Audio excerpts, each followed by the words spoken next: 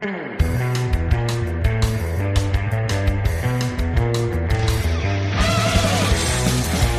going on? I am Nando. And I'm Diggins.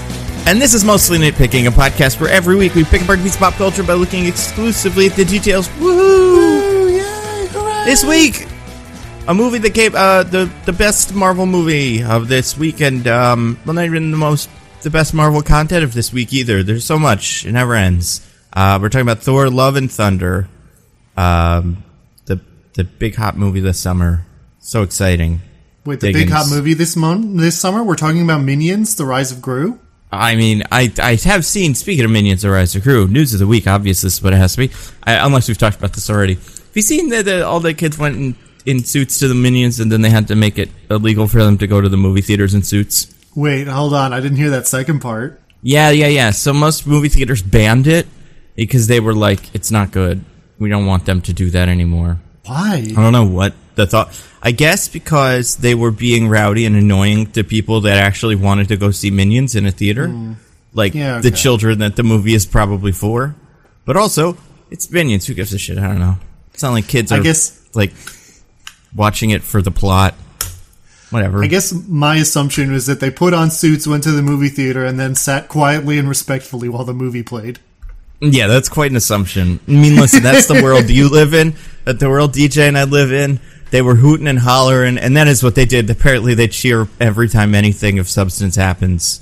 So that's it's a whole event. I mean, on one hand, I'm happy for them because they seem to be enjoying it, and there's worse things that high school age kids can do. But on the other hand, it does seem kind of annoying. Did you see any kids in suits go any Thor: Rise or Love and Thunder?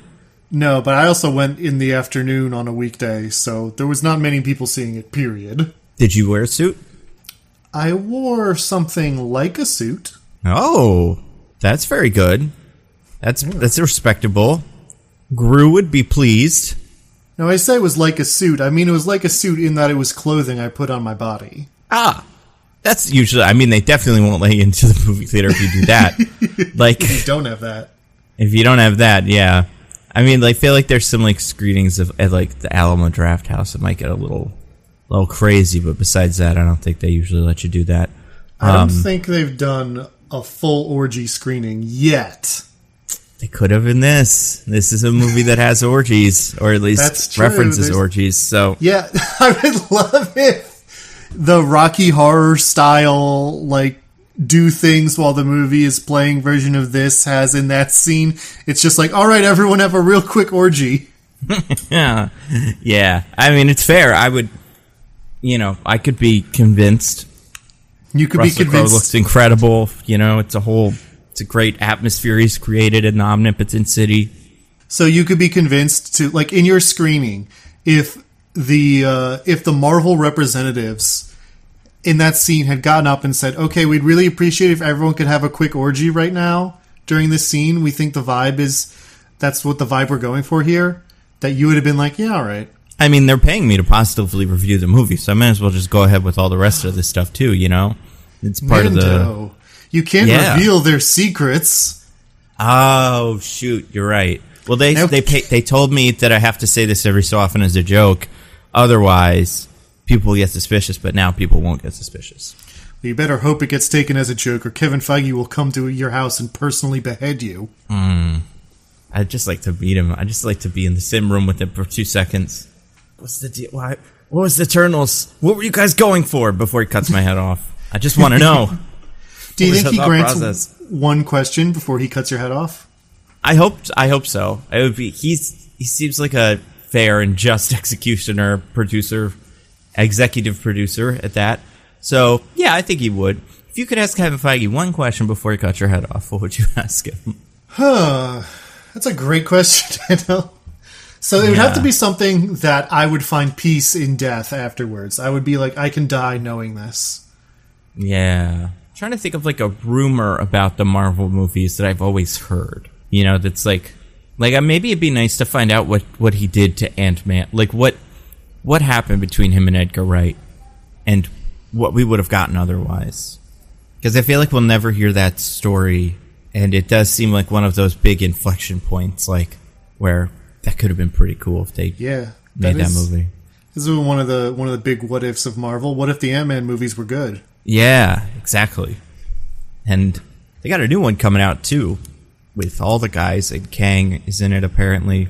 Everyone's favorite, Evangeline Lilly. Yep. She's gotta keep her mouth shut for a whole year or something until that movie comes out, and then she can go back to the picket line or whatever. But she says to be cool for a little bit longer, stay out of the spotlight. Speaking of staying out of the spotlight, we should probably mention DJ's out here today. Diggins, what happened to DJ? Well, unfortunately, I don't know if you guys have heard, but Por the Pud Butcher has been laying waste to podcasts all over the globe. Just stabbing to death anyone who dares to sit in front of a microphone and pretend that people care about their thoughts for a few hours. And it is our sad duty to report that DJ fell victim to him last week. That's true. And it's a real tragedy. But he was being really mean to Por the Pud Butcher in the minutes before, so it kind of like he deserves it, but still very sad. Yeah, and honestly, can we really say that killing podcasters isn't going to make the world a better place? Oh my God, yeah. It's one of those. It's one of the untapped story wells of the real life cinematic universe of like our podcasters, the true villains of the whole enterprise. I think they are. Some say yes. Yeah. And, oh my God, can you imagine if there were no podcasts? No Joe Rogan, no Ben Shapiro podcast? I would gladly quit this for that. It's just that Simpsons joke where Lionel Hutz imagines a world without lawyers and everyone is holding hands and dancing in a field under a rainbow. That's right. Yeah. So that's the world without podcasters. And yeah, I think that's great.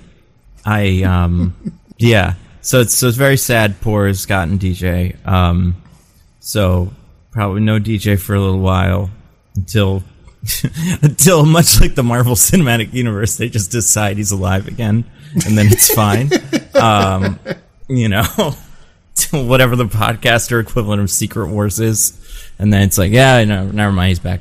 The DJ that Por the Pud Butcher beheaded was, I think I said bitcher there. Wow. Por the Pud Butcher was actually a Skrull. Oh yeah, exactly. Yeah, or he was a Skrull, or he was a variant, or he was just like a variant of a Skrull, or something. A Doombot. Yeah. He was. What other things have they done in these movies where they kill someone and then it turns out, they've done it with Loki a billion times. So he was just an illusion. I feel like we've had more than a couple of those, right? Characters that have died and then not died. Maybe we'll get a time-traveling DJ that'll come back from the past. And we'll have to romance him again in the next movie, even though it really won't come up in our next appearance. And it's kind of like, hey, weren't you guys trying to romance DJ last time we saw you? And it's like, don't worry about it. It's too important for this little cameo. Well, she's not in this movie, though. Exactly. But it felt like the last movie ends with them going like, all right, let's go find her. And then it's like, nah, they're just fucking around. They're doing little fun excursions for the hell of it. But yeah. Well, that happens every time someone in these movies goes like, I'm leaving now so I can go look for a thing. And then the next time they show up is like, I didn't find it. And just the end of these movies, whatever happens at the end doesn't count. Like, there's an ending thing in the end of this movie, and like a post-credits thing. We've got this fun new tradition of post-credits things where I just go, wouldn't it be fun if this guy was this character? And then I just never think we'll see him again. But yeah, that's kind of what I feel like the Gamora thing was in Guardians. It's like, we'll figure this out if we want to, or if we don't, we'll just ignore it. It's fine. But yeah, speaking of Gamora, we're talking about the movie she's not in, or mentioned even, Thor: Love and Thunder, the Guardians of the Galaxy, on 2.5 or whatever. Yeah. It's a whole movie. I'm very excited to talk about this. It is a whole movie. I checked, and they had a beginning, a middle, and an end. Yeah. Yeah, you know what? It did. It did have those things. I'm trying to think. I feel like it didn't have quite as much middle as you'd expect, but it had enough. It had some middle. How long was this movie? 2 hours. Okay. Respectable length. Right length. Yeah. It's good that DJ has been killed by Por and doesn't have to live through a movie that's more than an hour and a half long. Now, Diggins, in DJ's absence, what are we going to do with this game? Well, like we did last time DJ wasn't here, we're just going to both take a crack at it without having looked at IMDb, and then we'll look at it and just kind of decide which one of us was right. So far, every time we've done this, there's been an obvious winner, so let's hope that continues. Yeah, and I mean, we'll leave it up to you guys. Like, since there's no... I mean, I guess there is a little bit of, like, a thing we have to do this week that, like, it does affect the podcast in a small way, but also, if everybody overwhelmingly decided it was the other person that won, I'd probably go with it. And I think I won last week, so you get to pick who goes first? Right, because I'm last week's loser. Yeah. So, what do you think for this one? Roger recently released the statistics. Oh, no. Showed that the person who goes first usually wins. So that's interesting. Yeah, right? I would have thought the opposite. I would have too, except I guess maybe the only psychology is someone does the obvious thing and then the second person has to kind of do something different, and the obvious thing was the winning thing, maybe? But yeah, that seems... I also feel like we enough times just go like, I like yours, DJ, I'm going to do yours, but with a couple more specifics or whatever, and that works, so... But yeah, so you were going first. Very brave of you. All right. What do you got? Probably should have had an idea of what I was going to say before I decided to go first. Okay. Thor, feeling aimless after the destruction of his home world and the defeat of Thanos,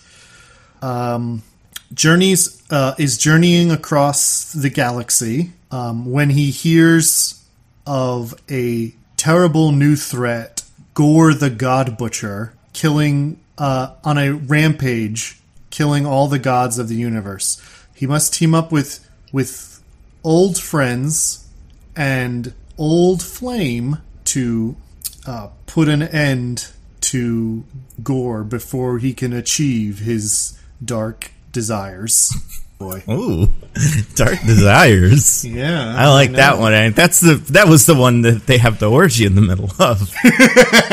Yeah, I like that. All right, I think I'm going to do with some of what you did, but in different order. But yeah, I'm going to say following his adventures with the Guardians of the Galaxy, Thor Odinson, I guess, returns to Earth to reunite with his old girlfriend, I guess, now Thor, Jane Foster, as all of the gods in the universe have to deal with a new threat in the form of Gore the God Butcher. Well, all right, let's see what it is. Nando, I'm looking at this, and honestly, I think the nightmare scenario has happened. I'm not sure which one of us won this one. Yeah, I think you're right. So let's read it for the people. Yeah, I am. Thor enlists the help of Valkyrie, Korg, and ex-girlfriend Jane Foster to fight Gore the God Butcher, who intends to make the gods extinct. Tends to make the gods extinct. What a weird way to phrase that. You're all extinct. What's a question we can ask each other about this that we still don't know the answer to? It's not like Box Office or something boring like that. Tiebreakers are a lot harder when we can't look at the information first. Okay. What have these been before? I mean, sometimes these are like call sheets, right? Have you looked at this yet? And like what the IMDb character? So like, do you want to just take a shot at a number? Lily, we just pick a random number and then we both guess who's there? Yeah, and then eventually we'll be right about that. Sure, so, why not? I feel like it's got to be like 5 or 6 or something like that. This one actually will probably be pretty tricky. So this might be this will be an interesting one. Let's do 6. Is that okay with you? Okay, yeah, sure. All right. So we'll each do a couple. So it'll be you, me. We'll like draft 3 guys, and then It's got to be one of them, you know? Sure. So who do you think is number 6 on the sheet? We're doing a draft. I'm going to start by drafting Jamie Alexander. Okay. I'm going to draft Chris Pratt. I'm going to draft Taika Waititi. I like Jamie. Jamie Alexander's a good one, though. She was, like, really high in the credits for some reason. Then I'm going to draft Russell Crowe. Oh, gosh. Who's else is, like, prominent but not too in this movie? I feel like we took all the good ones. There's no way she's this low, but just in case, I'm going to draft Tessa Thompson. That would be interesting. I'm going to draft, I'm trying to think, like, people that are in, like, parts of the movie, but not the whole movie. There's not a whole lot of, like, you know what? I'll draft another Guardian. I'll say Dave Bautista. So okay. The 3 you have are which? Which 3 do you have? I have Jamie Alexander. Yep. Taika Waititi. Yep. And Tessa Thompson. So you took basically the Asgardians and like that slice of the universe. And I've got Chris Pratt, Dave Bautista, Russell Crowe. Okay. Let's look at the thing. Let's look at IMDb's little thing. All right. So 1 and 2, Chris and Natalie, Christian and Tessa, Taika and Russell, baby. Russell Crowe. Ah, damn it. Yeah. I got 5 and 7. We were so close. And you got 4. So we were all right on the money. Because it was Chris, Natalie, Christian Bale, and then Tessa Thompson, one of yours. Taika Waititi, one of yours. Russell Crowe, mine. Jamie Alexander, yours. Chris Pratt, mine. Dave Bautista, mine. So, like, we nailed it. True. Very true. I'm very impressed with us. And, yeah. Wow. Just incredible. And that is consistent in the in credits order, too. I wonder, is there anybody weird in here? I guess like you could have that one cameo at the very end. I don't even know if they're in here though. Oh yeah, they are. They're pretty low. Oh, you know who it could have been that would have been a weird one? Would have been Darcy, Kat Dennings. I kind of forgot she was in here, and like that. I probably would have drafted her if I'd remembered, but she's nowhere close. So no, yeah, not even a little bit. Very interesting. Okay, great. So that means I have won the game, which means Diggins. What you have to do is give like a summary of this movie in I don't know, like 5 minutes, a little book report. One day, and I get to sit back and enjoy it. Yeah, I mean, I don't know if I've even had to do it, but just I have done it every time since we started doing this. Wow, incredible. Okay, Jamie Alexander is such a good pick, though. Like, it's such the right kind of spot for. I'm not saying you deserve to win, because clearly I do, because I won. But, like, it was a good pick. It was a good first pick, too. Thank you. Clearly not as good a first pick as Russell Crowe, but I'll take it. Well, I think Russell Crowe was my second. I think Chris Pratt was my first pick, who is further down on the list than Jamie Alexander, which is crazy. Because, like, she has, 2 lines? She's not in it much. Yeah. She has an amazing agent, and I can't fault her for that. But yeah, so what was Thor: Love and Thunder all about? All right, so you guys remember the other Thor movies, right? Okay, because I'm not going to go over vaguely. The movies kind of sometimes summarize them for me when I forget. In fact, they did that in this one too. Yeah, they do it. They do it multiple times in this one, which really nice for people with amnesia. Which I understand is apparently most people who consume media, unlike me, who remembers everything. Yeah, I mean, they would never let people like that host a podcast, so it's lucky that we don't have to deal with it. Okay, so Thor's been traveling with the Guardians of the Galaxy, as we saw at the end of Endgame, but he's feeling aimless because he feels like he doesn't have much in his life right now. But that changes when he gets a distress call from Sif, his old friend, and following her finds that a god has been killed, and there is a guy going around killing gods. This is Gore the God Butcher. Wow, I did it again. The Butcher again. I love it. Gore the God Butcher. I mean, listen, as far as like the heavy metal kind of like vibe of this movie, I think they could have gotten away with the God Butcher, Bitchin'. It's cool and old school. I liked it. Who is a regular alien man whose people and his daughter died in a drought and famine, and then met his god, didn't care at all about it, and was really a huge dick about it for no reason. But but that allowed him to take up the Necro Sword, a big evil sword that can kill gods, and he uses it. I think it's all black, the Necro Sword. Yeah, that's what it's named. Yeah. Although, like, I feel like the more we learn about it in the comics, the more it's like, I think canonically it's supposed to be like a symbiote or something. Yeah, they've done a lot with it when they've reinvented kind of Venom's origin, and they invented like the god of Venoms, which is this big giant guy with a humongous face named Null. And I think we're supposed to know that he invented the Necro Sword for himself, and yeah, I think it's a symbiote, which makes sense in the movies or in like the comics, because that's kind of what it looks like. In this, I don't think it quite gets there, but it does make little guys kind of out of black goo, kind of. So this one's more like a shadow thing. It makes shadow men, shadow monsters. Anyway, so yeah, that was how Gore the God Butcher started butchering gods. Thor goes back to Asgard, or brings Sif back to Asgard, which is then attacked by Gore, which is fended off with the help of Jane Foster, who feels Mjolnir calling to her while she is desperately trying to find a cure for her terminal cancer. She's able to take up Mjolnir and become Thor, or a kind of Thor, because Thor's still here. Whatever, don't think about it. A mighty Thor or something. Or a lady Thor.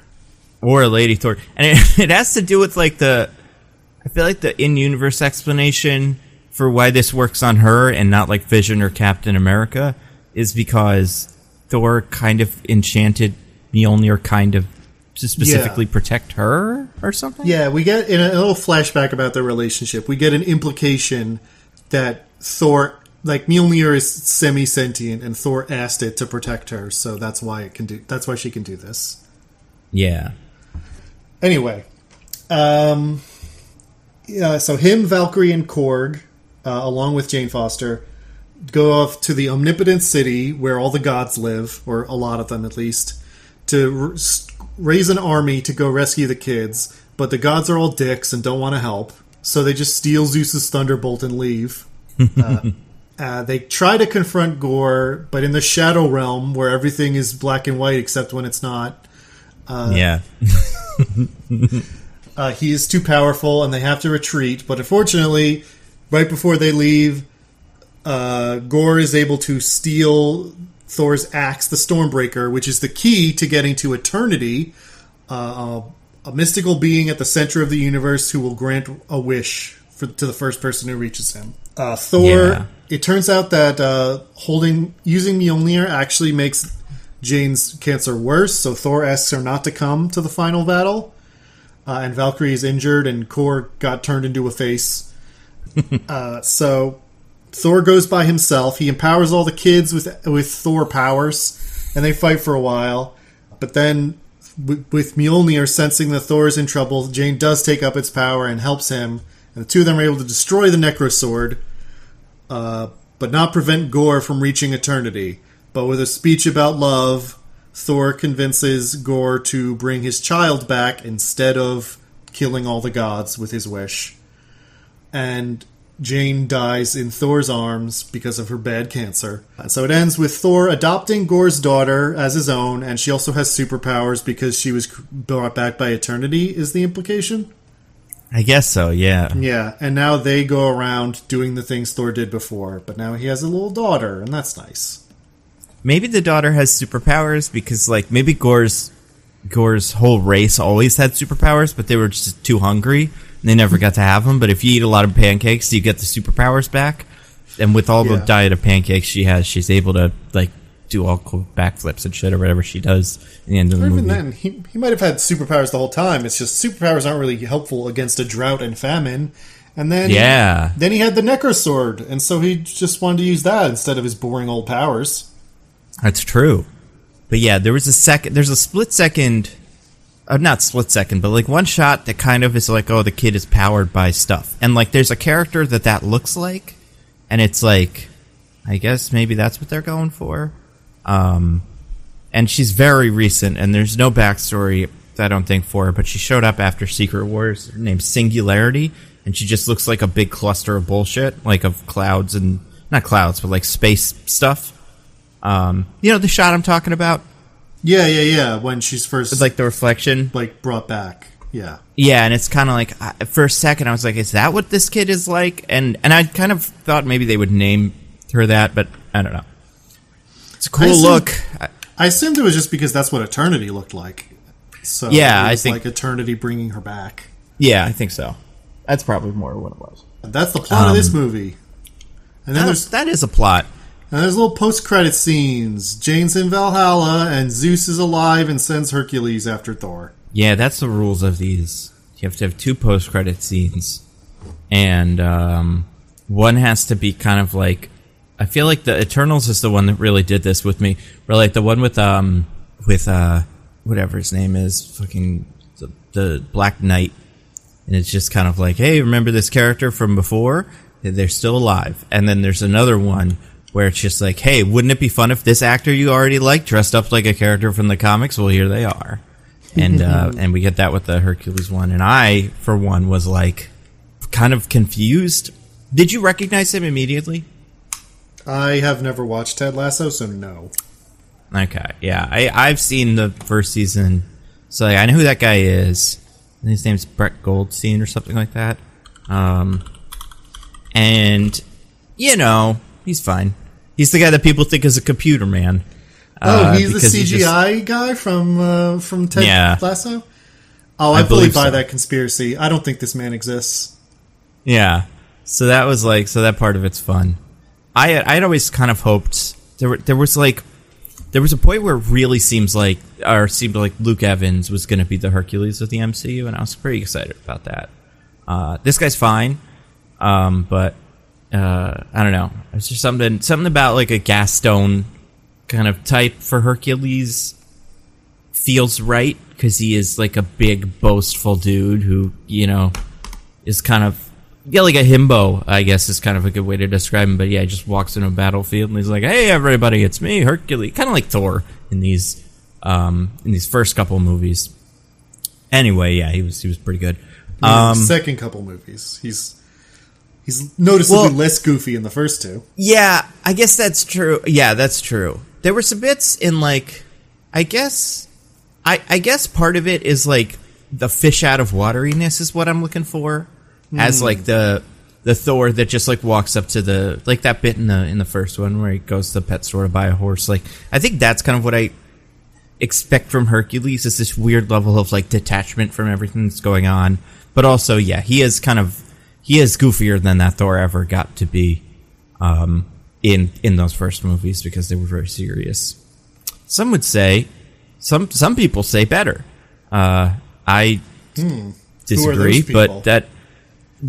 Everybody on Twitter, apparently. Not everybody, but I do feel like we haven't rehabilitated Thor: The Dark World, but I do think the rehabilitation, or like kind of like the first one was so great, has happened. Because I never disliked the first one. Yeah, I think the first one was always kind of pretty good to fine. Like, it's okay. It had all the guys we like in their first movie, and then they just became more and more fun as, like, I think that's the problem, is like Thor and Loki both got so much more interesting as time went on, that it was not the best Thor performance or the best Loki performance. And then the movies had no interest in the Warriors 3 or any of those side characters in the future. So it was like, what is good about that movie? It's mostly Thor and Loki. And they're just about as good or better in the Avengers movies. Hey. Or Ragnarok. Sif shows up for a full minute of this movie. She does. I was shocked.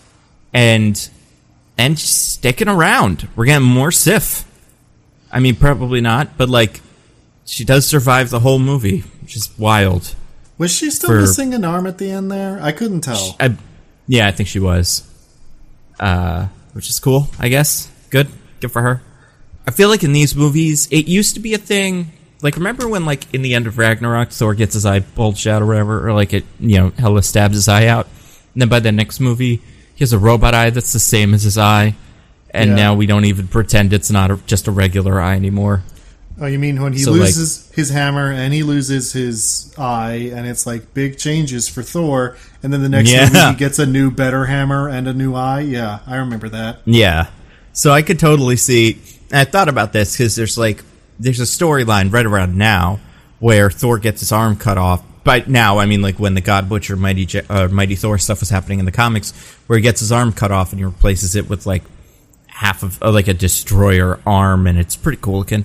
And it was kind of like, are they going to do that in this? But if they did it in the MCU, you'd know they would just turn it into a regular arm or some shit with magic.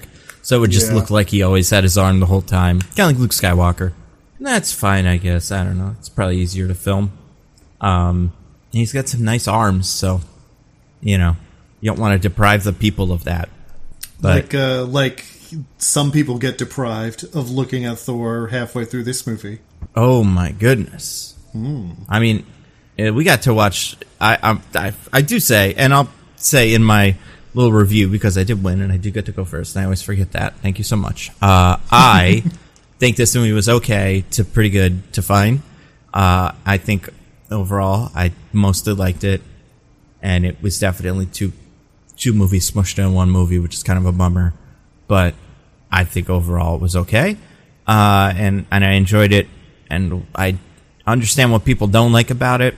Some of the Taika Waititi humor, I could see the seams of like me being just a little kind of too tired of it, or like it just not working for me, but it worked enough that it didn't really bother me. And I really liked the Russell Crowe bit that some people kind of find boring, because I thought he was really funny, so I enjoyed that. And yeah, we saw Thor's butt. Now I was really impressed that they did that instead of not showing us his butt, because I just kind of thought they wouldn't do. I thought they would, you know, have some character's head in front of it or something. But they were brave, and I respect that one brave thing they did in this movie. Hey, that's Asgard's ass. Exactly. Yeah, I just like, I don't know. There's something about like Disney where the fact that they did that, I was like, whoa, that is unusual. So, well, the compromise is that all the people who looked at it had to be women. That's true. And one guy on like Zeus's little cadre fainted, but you know. Yeah, but we can interpret the fainting as he's so upset about seeing another man's Beebus that, you know, he just goes into cardiac arrest. That's very true. I feel like the humor in this movie was okay. It's never been my favorite part of these Thor movies.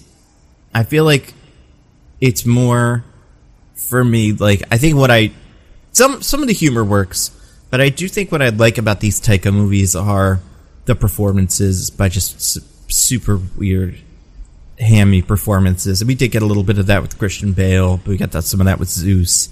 Some of it with Jane.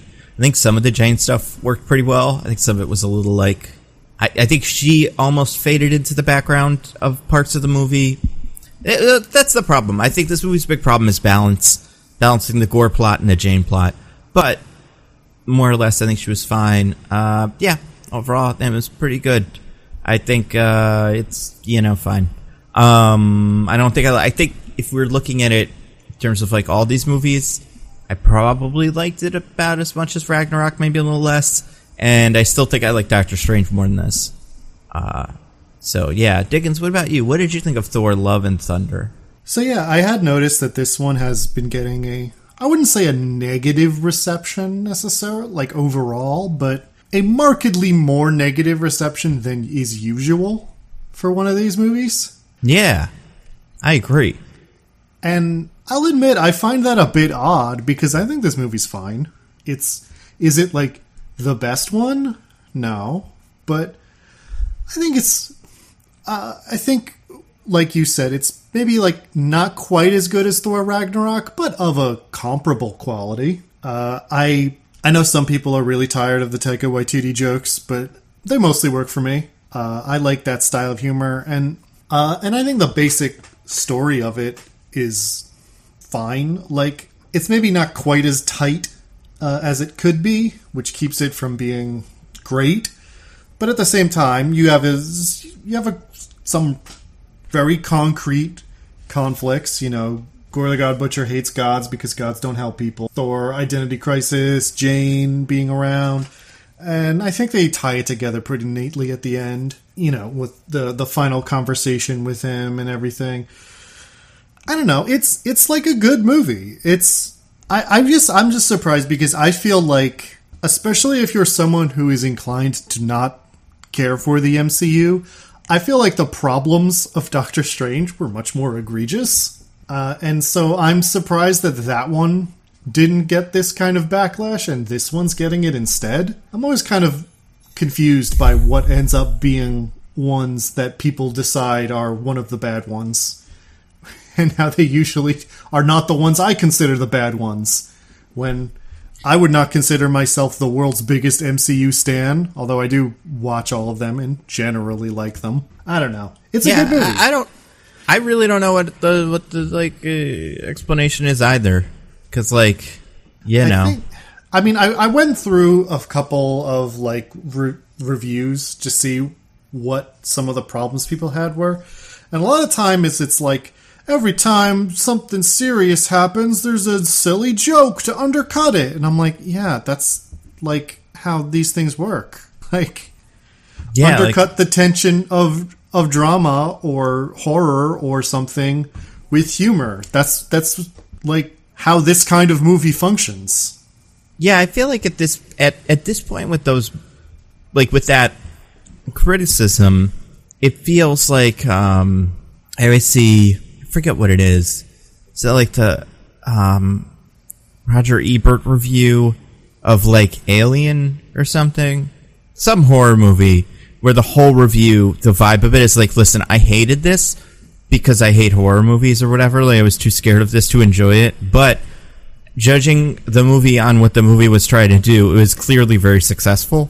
And, like, I do feel like at a certain point, it's just like, yeah, I don't know. This is just what the movie is. Like, it's a movie where they make jokes sometimes, and sometimes that's at the serious parts, and that is a stylistic choice as opposed to, like, something they keep doing by accident. So I don't understand people being like, I don't know. I understand people not liking that as a stylistic choice, but I also feel like it's like not liking a Fast and Furious movie because there's cars in it. Like, at a certain point, you just kind of got to go, well, it's going to have those, so that maybe I just shouldn't watch it, but the idea that it gets, I don't know, the idea that these still get negative reviews from that, I also kind of confounds me. Or the idea that shows up so much in negative reviews. Like, if you don't like Taika Waititi's sense of humor and, like, didn't think the movie was funny, then, like, fair enough. It's probably a much worse movie if that is the case for you. Yeah. But, I don't know. It did work for me.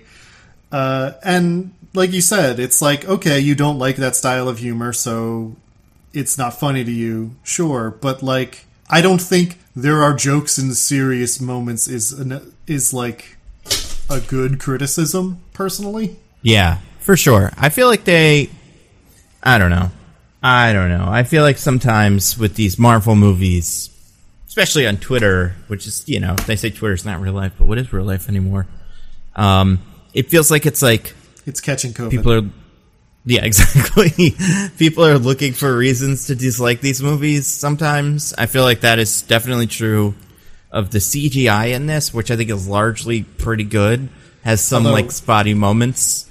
We should say that I agree with you, the CGI looks fine, but for people who are complaining about it, apparently Marvel is routinely absolutely horrible to their visual effects people.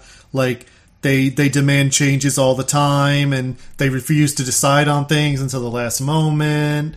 Like, always trying to keep their options open. That just makes the experience of working on one of these movies as a visual effects person absolutely miserable. And I feel like we should mention that because it's kind of gotten a lot of attention. For sure. And I feel like that it does, I mean, from stories I've heard, and even just like stories, but it's like interviews where they talk about like how they decided to make, you know, like the Endgame Avengers costumes after the fact, where they all, you know, were like little white spacesuits. That was something that they added in post later. I do feel like the problem seems to be that Marvel doesn't want to commit to things or wants to make last minute changes, so they kind of go like, I don't know, we'll figure this part out later. And that usually isn't how these things work. And I feel like there was one bit of bad CGI in this movie that I remember seeing in a trailer and going, well, that can't be what it looks like in the movie. And then it was. And that was really weird. Like, which part is that? His stupid fucking helmet in the oh, yeah. When the helmet where the eyes don't line up, and like it's not played for a joke specifically. Like, it's not like he's like, oh, I'm sorry, my helmet doesn't work. It's just like but that seems so much like the kind of thing where it's like, well, there was no costume in this scene.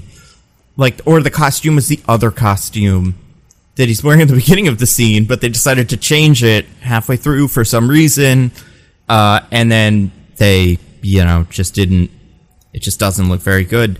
But they get rid of the helmet pretty quickly. So, like, that bit, I would like that is not good. But I feel like most of it, like, for most of what this movie is doing visually, I don't think the problems affects, I think some of the problems or some of the fights are just a little too close for it to be fun.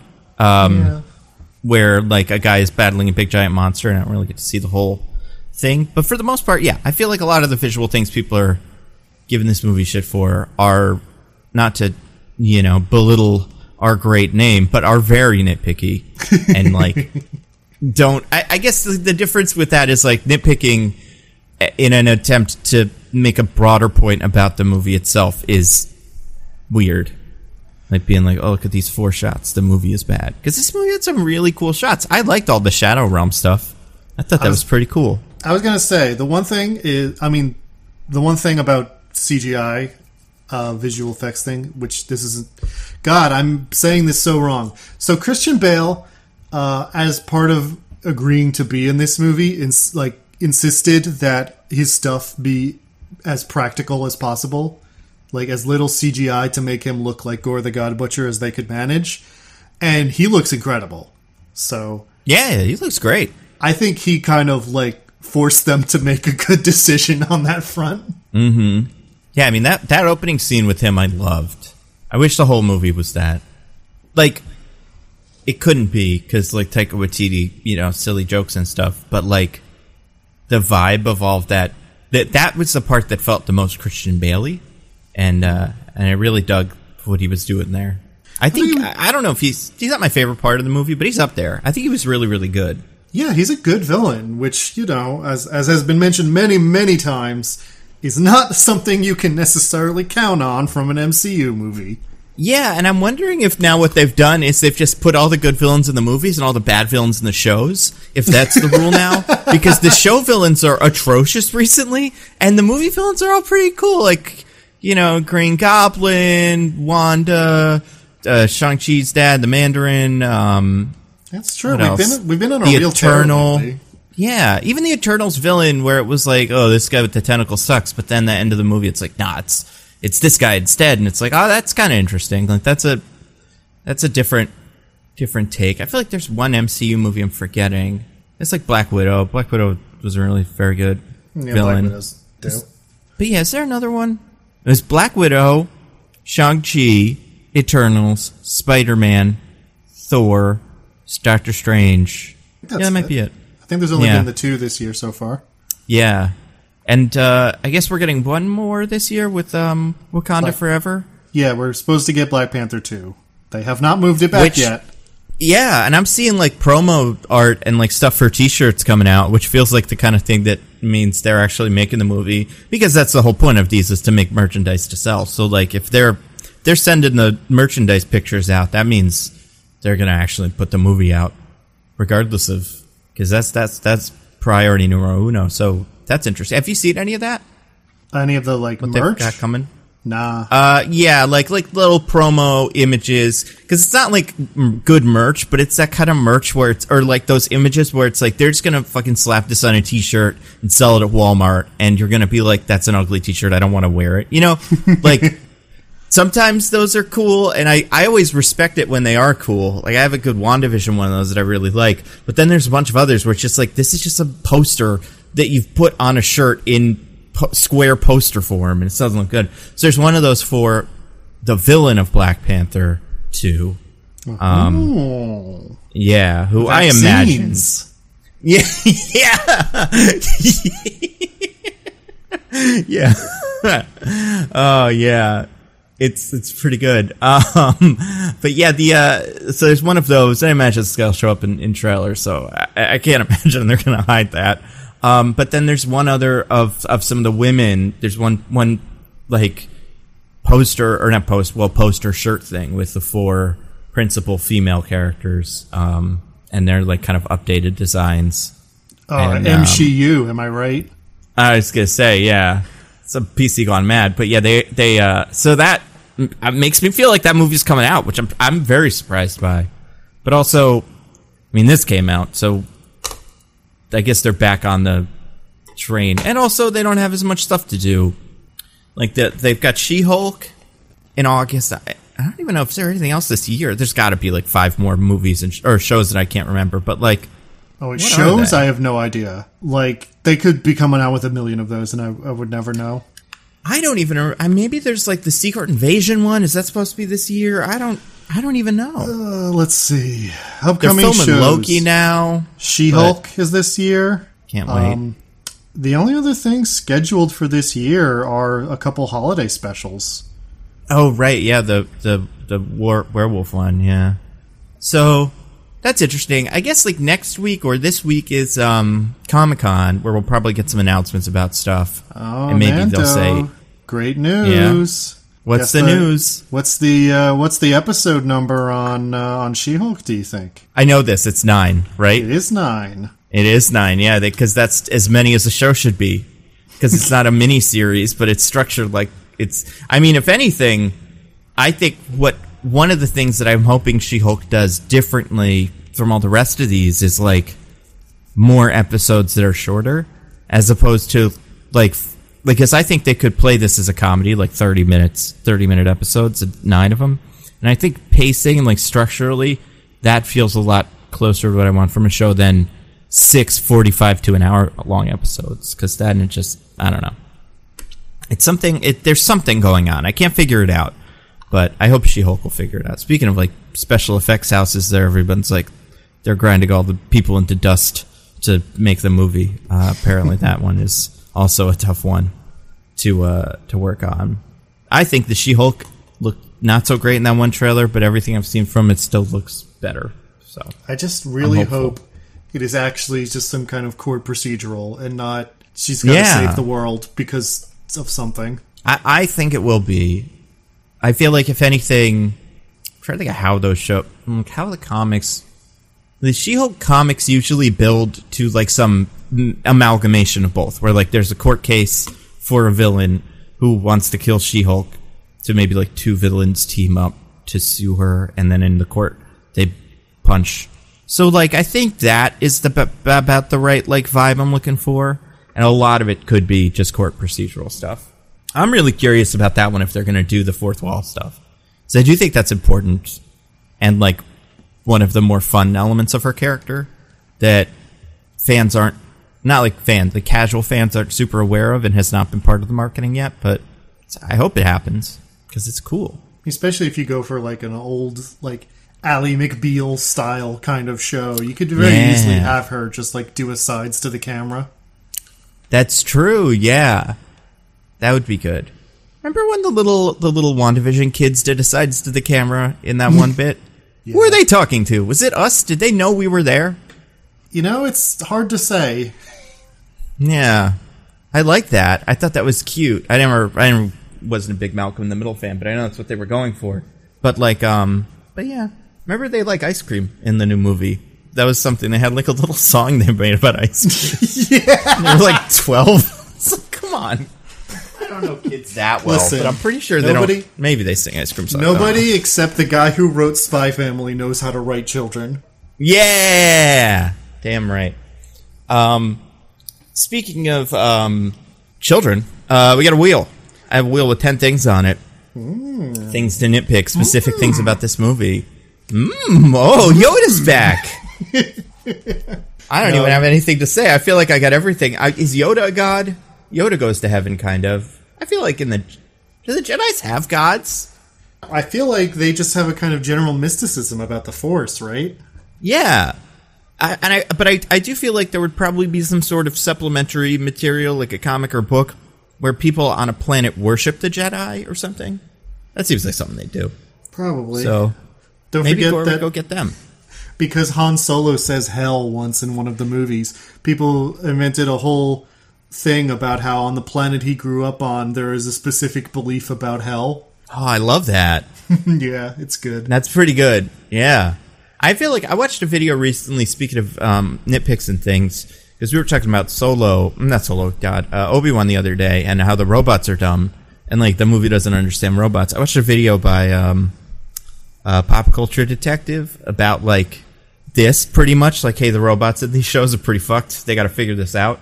It was a year ago, so they didn't have this like Obi-Wan as an explanation, but they did talk about Solo a lot. And the decision they came to about sentience in these androids, and I think this is interesting, is that they are not sentient when they are like created, but a droid can gain sentience over time if they just keep going for long enough. But if they get their memory wiped, they start back at zero. So that's why some droids seem to be more sentient than others. And it's like, he's so fucked that they made what's her name, the Fleabag droid, into the ship at the end, because she was definitely 100% sentient. Apparently, she was an astromech droid that like gave herself legs and arms because she wanted to be a person, and they like put her brain into the ship. Even worse. Yeah, it's crazy. Those movies are crazy. So what you're saying I've got a wheel. Is that Star Wars is Westworld? Yeah, Star Wars is Westworld without any of the like Star Wars is Westworld, but without any of the ethical dilemmas. Just like, wouldn't it be fun to shoot robots? And then the robots go like, "I'm sad," and then the decision the show comes to is like, "Too bad. It would be fun to shoot robots," and then you do, and it's never brought up. And I think it's weird. I wonder if we'll ever get a droid, like a Westworld droid, that thinks it's a person and looks like a person. I feel like they could do that. Yeah, they totally could, because they gave Luke Skywalker a real-looking fake hand. They should do that in one of these. Yeah, let's think about droid sentience more. That's what these shows need. Yeah, I think that'd be great. So yeah, the wheel. Let's talk about the wheel. I'm going to spin it. Tick, tick, tick, tick, tick. It's got 10 things. It landed on one of mine. I just want to talk about the Necrosword a little bit. So one thing, all black, the Necrosword. All black, the Necrosword. Yeah. Hey, one thing I would like think is weird is that like, and I don't think this is true of the comics. I mean, I'm pretty sure it's not true. If it is, it's not. I don't think it's like explicitly stated. Maybe it's like something that people decided. But I think it's weird because we got this, and then we just did Doctor Strange. And it's two things where the bad guy isn't really bad, but the thing that they're holding makes them bad. And I think that's a strange choice for the Necrosword here. You know? Wasn't that part of it, that the Necrosword was making him worse? Yeah. But I'm saying, wasn't that part of the comic version of it also? I don't remember that as part of the comic thing. It's just kind of general, like he's kind of lost sight of why he started doing this? I feel like the thing in the comics, if I remember correctly, and I may be way off, and we just read this for book club, but I still might be way off. I think he decides he's going to kill the gods first, and then finds the swords. And he never has a meeting with a god where he accidentally or like gets a moment to kill a god and has to kind of figure this all out. He like dies, all his family dies, he curses the gods, and then he goes kind of looking for it, or like it finds him, but he has already made up his mind, I'm going to kill the gods. And like, that's I think the thing that I thought was so strange about the Necrosword here is because it like, he had all the reason to want to kill all the gods. Like, I don't see why he even needed the sword to be corrupting, you know? Yeah, I mean, I think it could have just... I mean, so it's sort of implied that the sword is how he gets to that god in the first place. Yes. Because it's kind of like reaching out to him after its first wielder is killed. Yeah, it teleports into his hand, and it's like, hey, I'm the sword, like, kind of like the hammers and stuff. But yeah, I think it could have easily been like it's not like it's a curse and it's making you be more evil. Could have easily been like, hey man, want to team up? Right, yeah. I want to devour all life. You want to kill the gods? Yeah, and it's very convenient for Gore in a way that is fine. I think it works in the beginning of the movie, but then in the end they like kill the Necro Sword and he's nice again. Well, and to be fair, I feel like that they kill the Necro Sword and he's still going to kill all the gods. It's just Thor's able to talk him down. So it's not like true. If killing the Necro Sword had like 100% solved the problem, I would be like, yeah, this is stupid. Yeah. I guess he was still going to kill the gods. So I guess then my question is like, what's the point? Why not just have, why does it have to do that? And I guess like in the comics, it is a symbiote kind of. So he should be able to, it does like do that thing where it makes you a little meaner. But like, as I read it in the books, he would have done this if he had the Necro Sword that made him meaner or just a gun. Like he would have tried to shoot all the gods. He didn't like the god gun. And yeah, that's something that like, I mean, it's weird because killing gods in these movies, I mean, we'll talk about it a little bit, but we could start with this. You can only do it with a couple things, but it's a bunch of things. Like, the Necro Sword helps, but like how many, we've seen gods killed and like just get stabbed and die a lot. You know, it's how Frigga died. It's how Loki kind of died. I mean, Loki got crushed and he kind of fake got stabbed. But, like, that seemed conceivable for the other gods. But if, like, a god stabs you, then it counts. But, like, Gore couldn't conceivably do it. I mean, yeah, none of the people who killed gods that we've seen before were just, like, dudes, right? Yeah. They were all, like, some kind of mythical or powerful entity. Like, the Dark Elves killed Frigga. All of Loki's deaths were like being tossed off into space, or Dark Elves, or Thanos. You're so close. Thanos. Like I don't know. What does that rhyme with? Like pathos. Also, some people say pathos, so that doesn't help. Yeah, it doesn't help at all. Yeah, But yeah, what other gods have been killed in these? I guess, what's her name? Hela kills almost all of them in... Yeah, but she's also a god. And she is a god. And she is using what is in the, whatchamacallit, in What If referred to as the Necro Sword. Did you notice that in the one where the Collector is fighting, what's his name? Black Panther. And he takes out Hela's sword, and he's like, the Necro Sword from Hela, from Thor Ragnarok. No. I tried to watch What If, but then looking at their mouths move made me vomit continuously for several hours, so I had to stop. That's fair. It was very much that. But yeah, Hela seemed to have the Necro Sword too. I wonder, could you couldn't shoot, I couldn't shoot a gun and kill Thor, right? That doesn't seem possible. Unless it was the god gun. But I wonder if, like, Loki could pick up the same gun, if then he could kill Thor, or if it has to be a magic gun as well. If he could, like, take the bullets and, like, kiss them and bless them with, like, little holy water, and then they would kill Thor, you know? Well, or if perhaps he could take some kind of bow and arrow and tie a sprig of holly to it that would then be able to pierce Baldur's heart. Is that from something? In myth, that's how Loki kills Baldur and starts Ragnarok. Thor Ragnarok. The third one of these. Yeah. Baldur was going to be in one of these. Didn't you play that God of War game? The new one? I didn't, no. I have it. It's sitting on my hard drive. But yeah, I feel like you could... I wonder how hard it is to kill a god in these movies.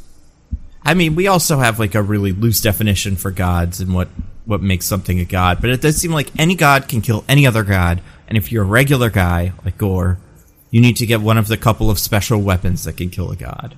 I think that's how it goes, yes. Because, I mean, also, they thought they killed Zeus in this movie, but they used Zeus's Thunderbolt, which is a god weapon. Yeah, and also, they were Thor, gods. Who is a god, yeah, so... Yeah, that makes enough sense. And Thor was wrecking shop out in the in that little Colosseum area, and you'd have to assume everyone he killed was also a god. I thought that at first, but then I was like looking at them, and I think they were kind of like weird automatons. I thought that would have made sense, except like I feel like when he killed them, they puffed into, like, gold, like, bullshit, like gold confetti, like what happens when you kill a god in these. So I was sometimes. Yeah, I was like, maybe they are gods. But you're right, they could have been automatons. I wonder, See, I thought the gold confetti made me kind of think they might be like godly automatons, because there were definitely things that they did that were not killing blows, but anytime those things got hit, just gold stuff flying everywhere. Yeah. That was a new thing, that the gods all have golden blood, apparently. Or not all of them, but it is something that you kind of expect, I guess. I mean, Thor has red blood. We saw it when his eye got taken out. That's true. And the veins on his butt, maybe. He probably had some solid butt veins going on. I watched this movie in IMAX, I didn't see any, but barely airbrushed him out. Yeah, he's not John Cena. He doesn't let his veins show. Yeah. Yeah, and I feel like Loki's been stabbed and, like, bled with blood. Oh, man. Were we talking about casting Hercules on Mike? No, we were not. We were talking about casting Hercules. Or were we? Because Hercules I don't remember. I don't know. If we weren't talking about it, we were talking about it earlier because he shows up in the post-credit scene. And you know what? If we decided not to care about the Greek thing, which I'm not saying we should, John Cena, great Hercules. That would be really funny. He looks like he's got the ridiculous Herculean stature. Yeah, that's the thing. That's the thing about the guy they cast. I looked at him and I was like, this guy's kind of scrawny for Hercules. Yeah, he's tall. He's got a big old, frame. But yeah, I don't think he's not anything special for these movies. Definitely doesn't look... I think Thor will get him. I don't think he's going to have much problem with whatever Ted Lasso's friend. But yeah, John Cena, I feel like the guy's tough. From Ted Lasso. Yeah, exactly. I guess they could just stretch him out. They can right click on his whole body and then the 9 little dots around him come out. You just stretch. Yeah, that's true. Make him wider if you want. I don't know. Listen, I'm all for returning to more normal body types for movies. But if you're going to do a Hercules, I feel like Hercules has got to be a big buff man. Yeah. And I mean, it's tough because we just don't have a lot of actors that are Greek. That could be that. So, like, if you're not doing Greek, then yeah, you just got to cast the biggest, buffest man you could find and have him do a silly accent like Russell Crowe did. Although, I have heard people say they should have really buffed up Mantzoukas. They should have, like, given him the Kumail treatment and then had him do it. And man. Yeah, that's right. Buff Jason Mantzoukas? That would be incredible. Right? Like, I'm hoping he was just like, yeah, no, I don't want to do that. And then they were like, yeah, okay. Nah, not you. Although apparently Bautista half Greek. So he probably could have done it if it wasn't for all this stuff he's already doing and how he seems to hate Marvel anyway. But, yeah. It's not a lot. Chris Angel, part Greek. It's a shallow pool. A magician. That's right. Michael Dukakis, governor of Massachusetts, part Greek. Like, I'm looking at this list, and especially for the men, it is rough. Zach Galifianakis, we buffed him up. That would be kind of funny. But, yeah, I'm surprised there aren't more Greek hunks out there. I guess Greece just keeps all their hunks for themselves, selfishly. Well, and that's the thing. I guess, like, they definitely have some hunks. Like, they have this guy who I'm looking at right now, whose name is Richard Dreyfuss. No, Alexis Georgoulis or something, who was in a movie with Richard Dreyfuss. And, like, this guy clearly a hunk. But he wouldn't get the reaction from the fans in the crowd when he stands up at the end of the movie and goes, "I'm Hercules. Look at this." So why even bother? If it's not a famous person, what's the point? But yeah, I feel like if I'm casting a Greek guy with absolutely doing no homework and not knowing if this guy's like a psychopath or whatever, he looks kind of like Hercules. I expect Hercules to look. He's maybe like, I don't know, in his 40s, but whatever. Alexis Georgoulis is also currently a member of the European Parliament, so... get out! Good for him! He's got free... Wait, really? This guy? Yeah, the actor. The actor, wow. Yeah, right. He is man. But look at him, right? He's got, like, the look. I feel like he could do it. I could see it. But you're right. People wouldn't clap when they see it. So, yeah, what's the point? Casting. Yeah. It's also weird now that I think about it. All the shit we know about gods.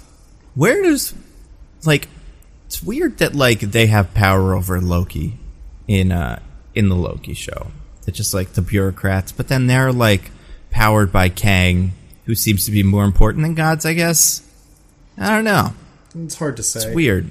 I am glad that we are moving away. My least favorite thing about Thor: The Dark World is that it moved towards a very technological aesthetic that was kind of like, oh, they're just advanced aliens, and the god thing is just a thing they say, and that's, you know, whatever. And I'm glad that we're moving back to, no, they're gods, and what does that mean? Don't worry about it.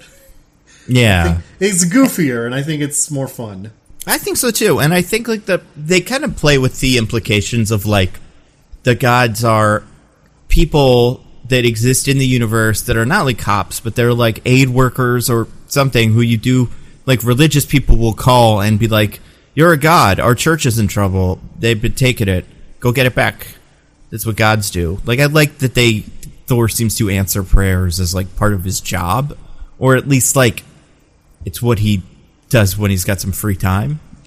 And I don't know where, I guess, like, we have other gods. We didn't really get to see them. We had no Khonshu in this movie. None of those guys. None of those people in suits from Moon Knight that stand around and do dumb bullshit. Well, and we can bring up Khonshu later on another wheel slice. Oh yeah, that's true. But yeah, and no Bast. So that's the other one that you kind of would expect to see. And yeah, character was maybe Bast, but not the big giant panther that we've seen. So, like, doesn't really matter. What else? Necrosword is cool. I like that it was a big old sword. I think the fights with it were cool. Yeah. It's always nice when instead of being a big ball of CGI power, it's like, my thing is that I have a big sword. Yeah, and it can, like, do shit. Like, I can use it to, like, summon bullshit, but also I can swing it around, and if it stabs you, you die. I like that. Also thought that death of that first god was pretty brutal. Like, when he just stabs him and all the gold shit comes out of his neck. That was good. That first scene. It might be the highlight of the movie for me. I remember seeing it in the theater because it happens before the Marvel sting and anything like that. And the movie just opens on, you know, like, Gore and his little daughter walking through the sand all dead. And it's like, I remember being like, oh, this is... It starts on kind of going for it. On a Mad Max Fury Road. Yeah. Same face tattoos and, you know, white all that skin, stuff. Like, actually the color white, not like a white person. It's true. I mean, we do have weird skin, though, to be fair. I mean, yes. White skin, it's gross. I feel like and I mean, we saw a lot of skin in this movie. I saw a lot of Thor's white skin. I just can't get over the fact that we saw a butt in these movies. I'm very impressed. I mean, we saw Hulk's butt in the last one, but that was a fake butt. It was a real butt. I'm not going to give them any credit until we see at least one hunk's dick and balls. I mean, it would be definitely something that I think they would do if they thought they could get away with it. Like, if I were like a famous person like Chris Hemsworth, right? And I'm like, and this is why whenever people are like, you know, there's nude scenes in movies and you're like, why are they doing this? This seems like kind of exploitative. I'm like, maybe, but I'm also like, man, you want to get that on film. Look at that body, you know? Go crazy. Like, I want this preserved in Disney Plus forever and ever. Amen. Until the end of time. Oh, you know they're going to remove the butt in the Disney Plus version. Yeah, I wonder what it's going to be covered by. I like the idea that there's just like a badly CGI'd pair of boxers with hearts on them. Yeah. Did you ever see when they did Splash? They put that on Disney Plus. They just made her hair way longer, so it covered her butt. Maybe they'll just make Thor's hair really, really long for one or two shots. And it was horrifying. It did not look good. Yeah. Awful. And so yeah, maybe that's what they'll do. I feel like they'd a butt. Speaking of I don't know, things that were in this movie, I spun the wheel again. Yeah, it landed on the goats.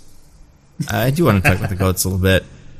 Yeah. So this was a weird little thing for me. I didn't really care for them, but then that one bit where they crashed into the planet I thought was kind of funny, so I didn't mind. Overall, I think they were fine. That was good. I was not expecting that. Yeah.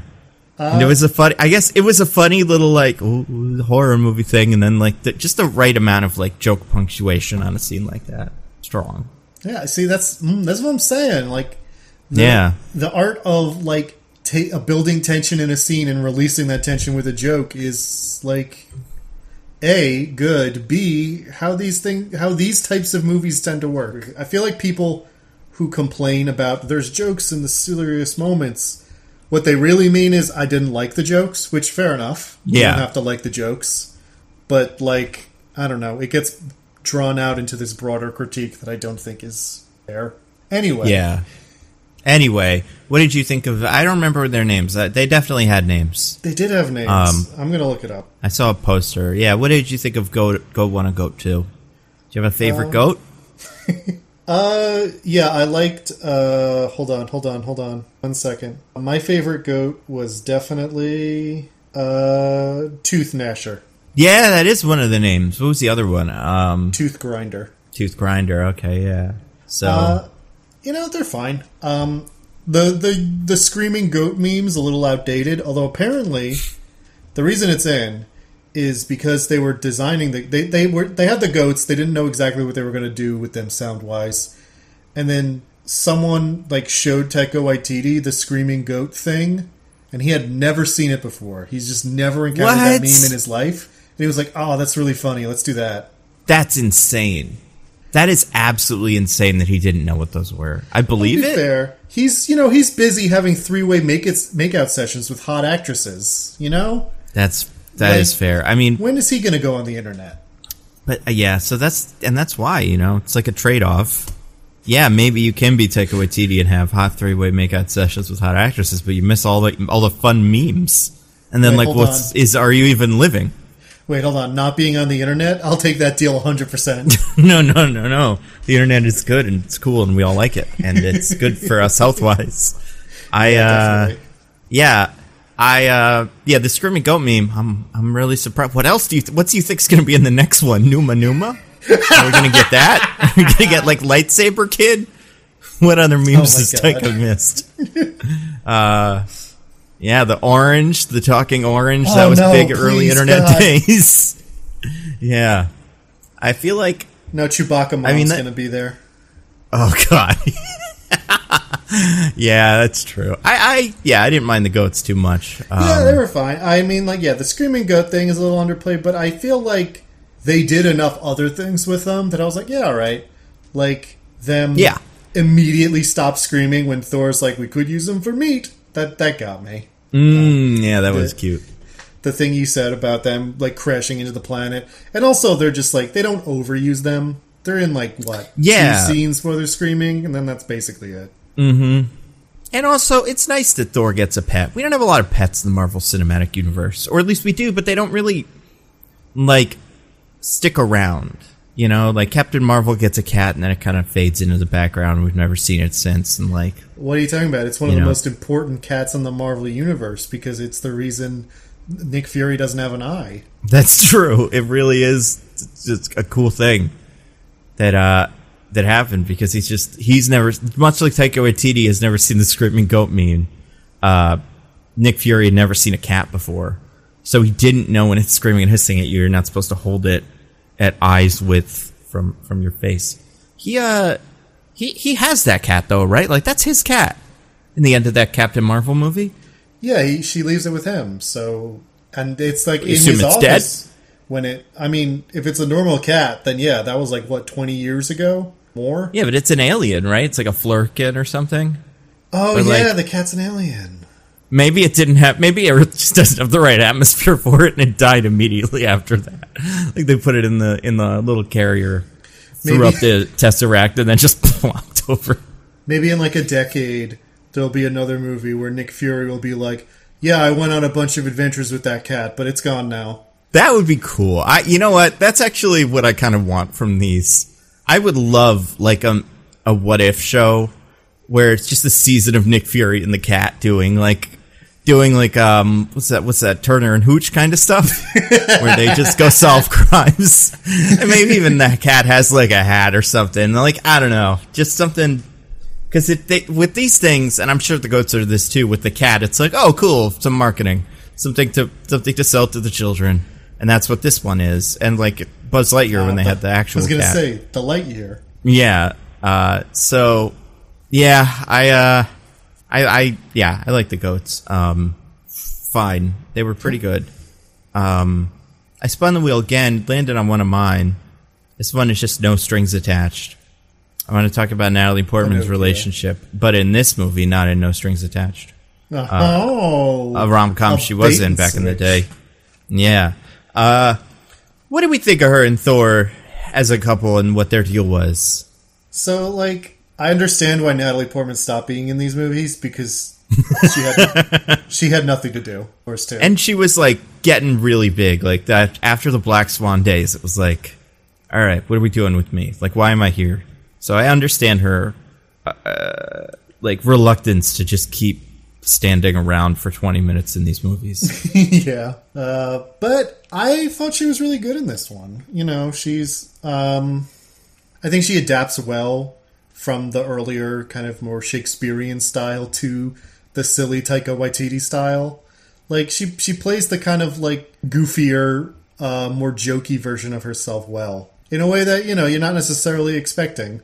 Yeah, I liked... Sorry, you go. I just say I like the idea that she's like her part of her bit of not being good at being Thor in like the presentation sense, and you know, and not having a catchphrase and stuff. I do think it's fun.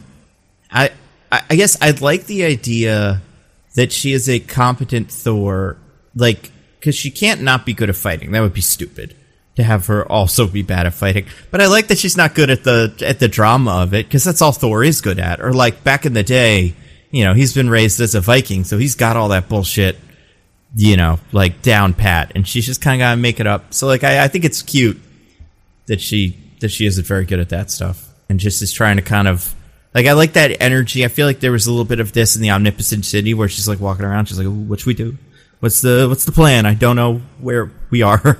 Like I like that energy off of her. I know some people didn't love that, but I think it works. I did appreciate that we had our little up montage of their relationship. Oh, yeah. So I could be like, this was a relationship where they cared about each other, instead of thinking back to the other Thor movies and being like, was there something to that besides that he's very hot? Yeah, she's hot, he's hot. They're in the same room together. Might as well. Like, that was the extent of Thor 1. And then Thor 2, it was like... I've learned anything from Too Hot to Handle. That's all you need. Absolutely, yeah. And they, like, their chemistry was always this, like, weird, like... And it's the same thing you get in, like, A Splash, where it's just like, you are just literally the first person he has ever spoken to. You know, that is nice that you guys have some sort of connection, but, like, I don't know. Like, I don't know what this, like... Maybe, it doesn't seem like it's built to last. Meet other people and, you know, experience the world a little bit. Yeah. But yeah, I think the relationship here is fun.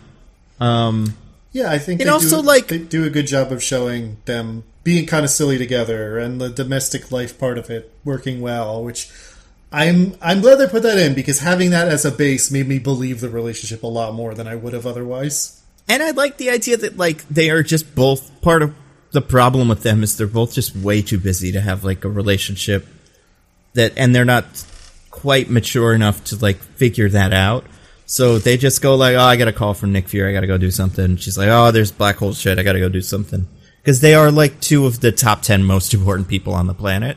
So it's weird that they date and, like, try to make that work. It would be weird for one of them to have one of them in a relationship with a normal, and then you kind of got to fit the normal schedule around when Thor could, you know, be free from flying around and killing Ultron. But with 2 of them, it's like, when do you even have time to sit down together? Just have a meal. So I like that. I like that they kissed in this. That was good. You know, we've kind of complained about how the Marvel movies are like sexless, no kissings. They did a kiss in this. Butt and kiss. For a second, I thought they were implying that they were boning down on the deck of the ship, and I was like, hell yeah. Yeah. But then... Yeah, that would have been cool. Then they reveal that it's just the kissing we already saw. Mm-hmm.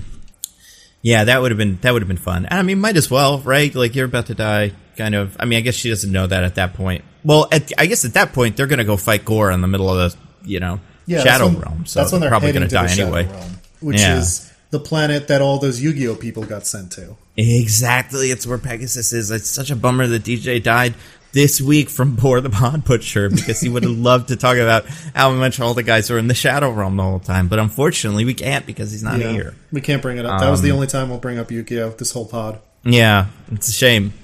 I do want to talk, I spun the wheel again, it landed on something that I also think is kind of weird about, this is kind of related to, what's her name, Jane. I want to talk about New Asgard, just like what it's up to. Because we go there in the first one of these, in what was it, Endgame? First time we saw New Asgard, and it's just like a city. Very briefly. Yeah, it's got like houses, and it's kind of just like, it's kind of, in that movie, it's a just plain old Norwegian city, where people dress like Norwegians and have like fishermen, like jobs and shit. And in the time between now and then, it just turned into a tourist trap. And there's a lot of weird little specifics, including the Thanos-themed ice cream restaurant, which is really weird. The more I think about it, the more it's just so strange. Yeah, it's like it's like if somebody opened up what do you call it? An ice cream shop that was like cone still knocked. Yeah, or themed after I don't know, Fat Man and Little Boy. I don't know what the equivalent is there, but it's pretty bad. It's a pretty bad thing that happened when everyone got snapped away and died. Yeah. Remember when half of the entire universe died for 5 years? Well, here's some ice cream. Yeah. I feel really bad for Thor, because he lived there for a while, and then he left for a year, maybe? And then he comes back, and they made this A, ice cream place, which he probably would have loved back when he was Fat Thor, the B, Thanos snap-themed ice cream place. So, probably on the way home, he was like, oh, they got ice cream, that's gonna be sick. And then he gets what? If I was here, I would have said I didn't like this. Didn't you guys know this was why I was moping around the whole time? Playing Fortnite and stuff was because of the snap. Besides his general crimes, didn't he actively kill a bunch of us? Yeah, didn't he kill half of us and then snap another half of us away? My dad, a little Heimdall's kid, his dad was killed, by one of Thanos' dudes, personally. It was a thing that he would have, I guess, seen. Well, maybe he would have, left by then. It seems like some of the Asgardians got on, an escape pod and left. But, this should be a much bigger deal. But nope, they think it's cool to have ice cream. The movie's got enough going on, so I'm not saying this should have been in the movie. But it would have been fun if there was a part of it that was Thor going Valkyrie, what have you done? Why is this place so weird now? Yeah.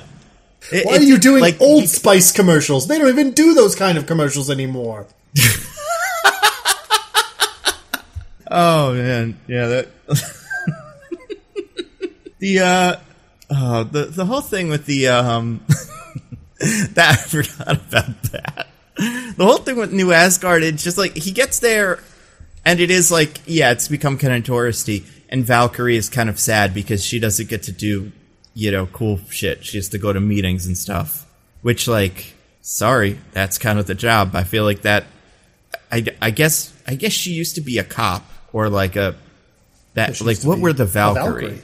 Valkyries were a group of elite warriors, and they were kind of, I guess they were kind of Odin's, I don't know if they were his personal guard, or if they were a SEAL Team 6 kind of thing. Yeah, something like that. So, I guess she, in the end of whatever it is, in Endgame, Thor goes you're the king now, and Valkyrie's oh, cool. I feel the next minute she would have been wait a second. This is gonna suck. I never ever wanted this. Why am I doing this now? Yeah. Wait, yeah. I don't remember. Did Valkyrie get snapped, or was she there the whole time?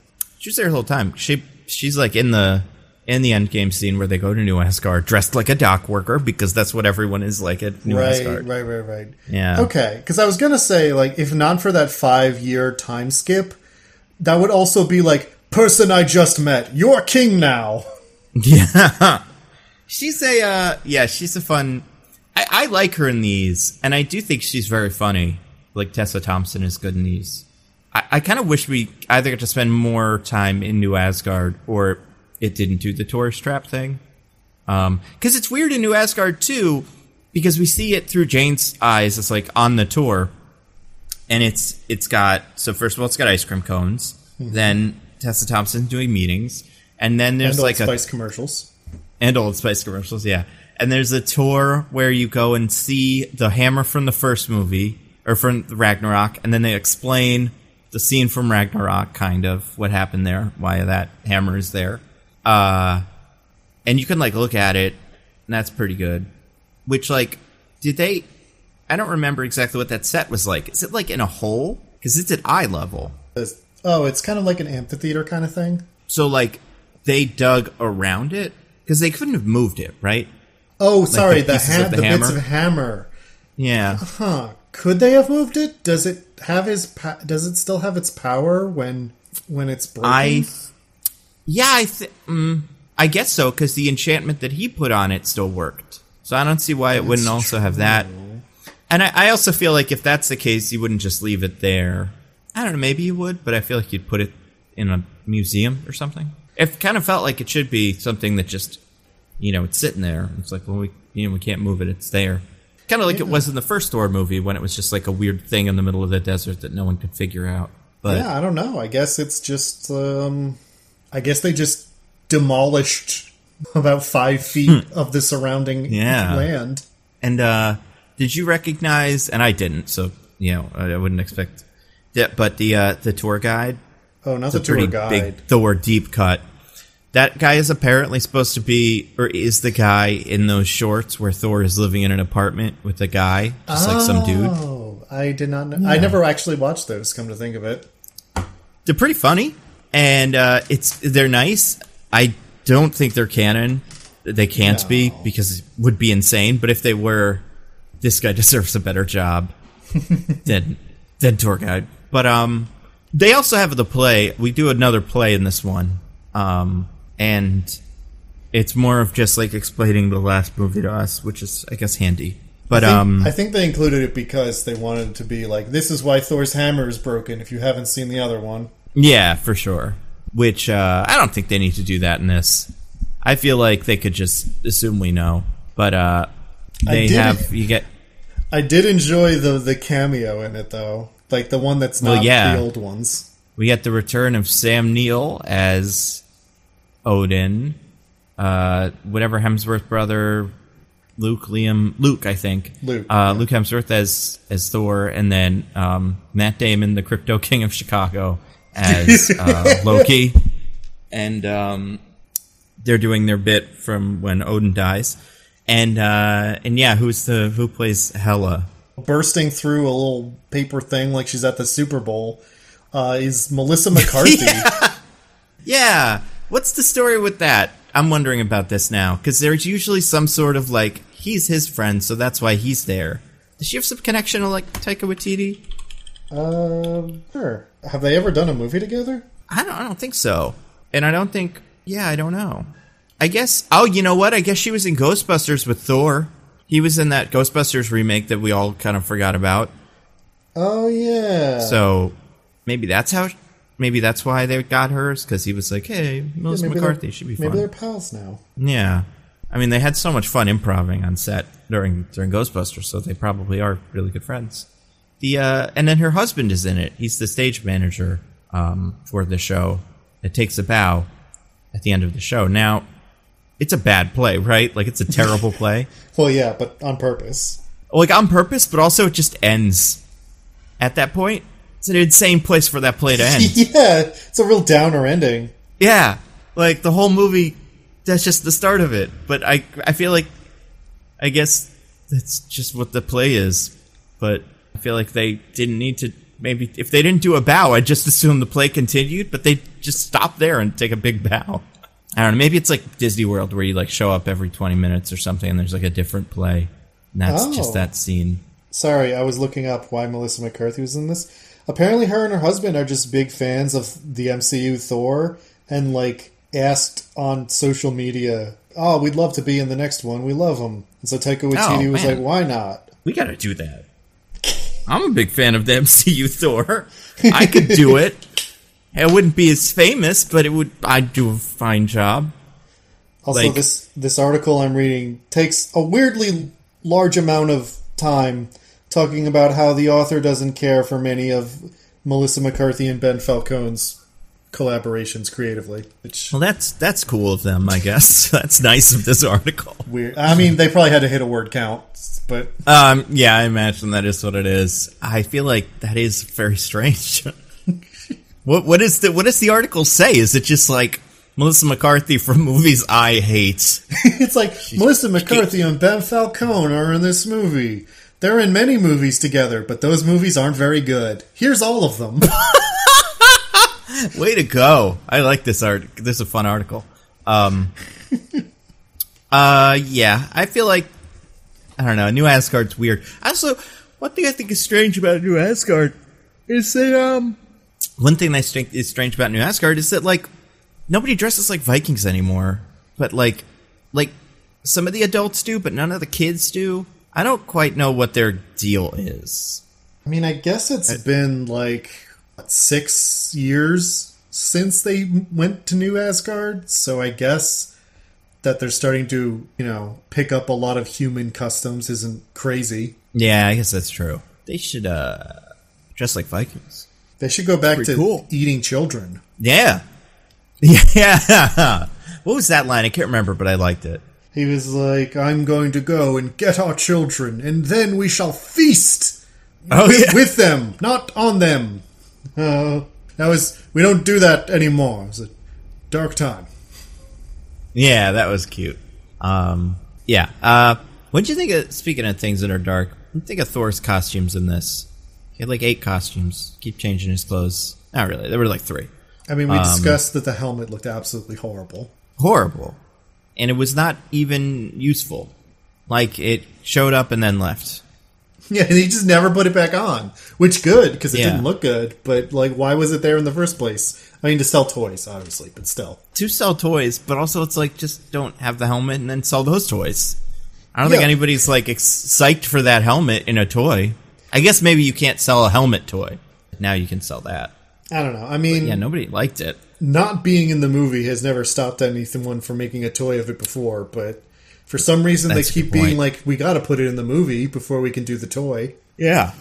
I mean, I had some trouble differentiating them, because they're all basically just variations on the same theme of his basic costume from the first movie. More or less. I feel like we got the Guardians costume, which was awesome. Loved that look for him. When he was just like, tank top. Yeah, the sleeveless vest, like the leather vest with the shirt. Right, that's what he was wearing for that scene? I think so, yeah. Where he, yeah. blew up everything. And his hat that says Strongest Avenger. Yeah, that was cute. I feel like, too, and I'm kind of... I keep forgetting about this. That scene with the Guardians of the Galaxy might be, like, the best action scene in the movie for me. That scene was cool looking. And, it was fun. Yeah, when he beats up all the owl Muppets, that was probably the best action scene. I love the owl Muppets also. I want a whole movie about them. That was great. Was that God, or not God, that priest guy, somebody? Is that guy famous? By the way? I don't think so. I'll check. Okay, because I didn't recognize him, but I'm like, whenever I see someone in these, I'm like, I guess I'm supposed to know who that is. Oh, is that King Yakon? Because then that's probably who Stephen Curry is. I feel like I should know who this guy is. Oh, yeah. No, it's not the basketball player. No, it's not him. Yeah, it's somebody else. Maybe I shouldn't know who this guy is. He's probably like an Australian actor, because he's in a lot of shit, but none of it's... I don't think he's anyone particularly famous. Okay. Prolific, perhaps. Not yet. Not until this guy gets a Disney Plus show. Yeah, now when rebuilding his glass tower thing. Yeah.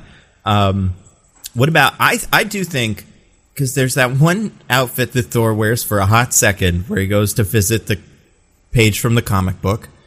And he's like, it's like leather shirt or like leather front area thing with a fur cape. I think that's the best Thor's ever looked in any of these. Wait, which one? Oh, when he goes to find Sif. Yes. And then he wears it to New Asgard to start that fight scene. And I'm like, yes. And then he immediately swaps it out for the shitty looking one with the helmet that we don't like. And it's like, no, what are you doing? Like, and it's more this Spider-Man Far From Home, like, just put on a Duke costume in every scene for toys. But it's just like, they had the best one. I think you could have swapped it, had that just be the one he wears the whole movie. It's super cool. And it's similar to what he wears in the comics for, like, that story. Because it's got there's like two, if I remember correctly, the God Butcher story is the one where there are 3 Thors running around. There's like Old Man King Thor, regular Thor, and then like young Thor, and that's kind of the vibe of a young Thor. So I think that would look great on him. But yeah, that's the rules. What do you think of Mighty Thor costume? The Jane's costume? Yeah. Looked good. Yeah, it was good. I like the helmet. Because she wasn't the main character, she got to stay in the same costume the whole movie. And, the consistency helps a lot.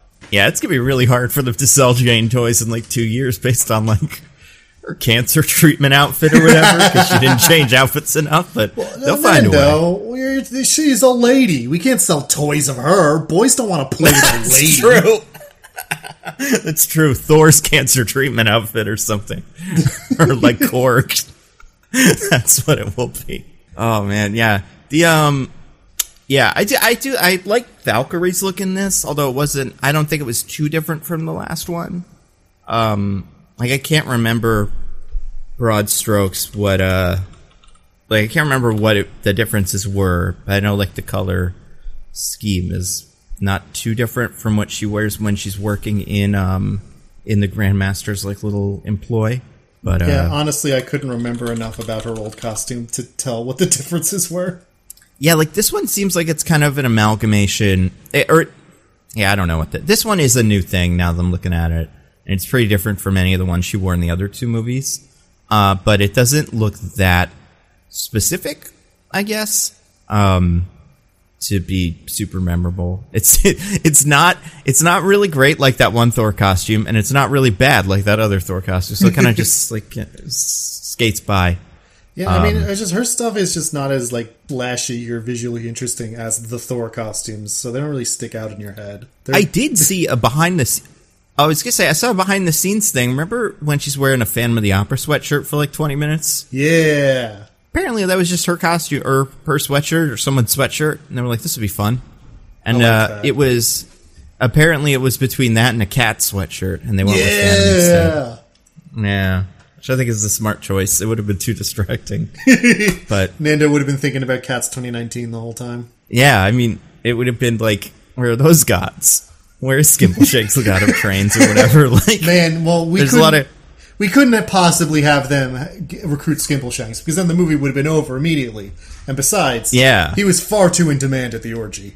Well, yeah, that's true. And I feel like that would have kind of played with it's almost like thematically kind of coherent, because it's the same thing where it's like Cats is a thing about a bunch of guys that want to go to heaven and have a little, contest to go to heaven, and the god is, I guess, Judi Dench's one. I don't know. It's been too long since I've seen that. I got to go back. I spun the wheel again. By the way, it landed on stuff. This I think we'll have a second to say, or something to talk about, because this is something that I love to talk about, is Disney's first openly gay characters. Oh, this movie may set the record for Disney's most first openly gay characters in a movie. And that's really incredible. I'm proud that they did that. And for people that don't know, this is not us making fun of gay characters. It's us making fun of when Disney makes a character technically gay, but also only really in one scene so they could cut it out for Saudi Arabia. And it's something they have this really bad habit of doing constantly. And every single time this happened, I was like, yep, this scene is not making it overseas. They also used to make a big deal out of it every time they did it. They've kind of stopped doing that, but they haven't stopped doing the base thing. Well, yeah, except for there was that thing where they had the screening before they, I guess they did like some sort of fan screening where Taika and Natalie and Tessa Thompson were there answering questions before, and someone asked like, how gay is this Thor movie? And Taika like kind of threw it to Natalie Portman, which I was like, all right, make her answer this question, see what she says. Because she and Natalie Portman. Yeah, and you don't want to be like, listen, it's not as gay as you probably expect, but it's kind of technically, but like she's like, it's pretty gay or something. She said, and then it's Taika so Waititi, gay. It's so gay, right? And Taika Waititi getting the red flag that he's not going to be blamed for this when it turns out to not be true. Just goes super gay and just takes us like almost a victory lap in like a proverbial victory lap of like, we did it, you guys, get ready, mission accomplished. Because in the last one of these, or not last one of these, at Disney 23, I guess, or something, when they announced this movie, they did make a big deal out of like Valkyrie's gonna have a queen. That's what they're gonna do, and that's what's gonna happen in this movie. And then they just like didn't do that at all. So that's not good. Apparently that let's talk about originally in the script, but they decided there was too much going on. Sure, that's what it was. I believe that's... Well, I'm sure there was too much going on in the script, but, the reason why that was what got cut.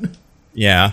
And I think I saw Tessa Thompson do an interview, maybe this is what you're referencing, where they said, like, also... I think she said, like, I didn't want that to define her character in this movie. I didn't want it to be, like, just, like, about that. Which, like, maybe, I guess, but also maybe don't completely write it out. But they do have moments, like Disney's first openly gay character moments, where the characters do talk about, LGBTQ things and go like, this is something that is going to be in my Wikipedia page. So it's fancy that. So what are some of them? We get... Okay, so the first one... Valkyrie has 2. Yeah, and so a couple of them, I guess. Apparently Meek... I'm not sure if Meek has always been an expected to be female character, but... Because Meek is played by a woman in this. But I don't know if that was always the case. I don't think in the comics that character is.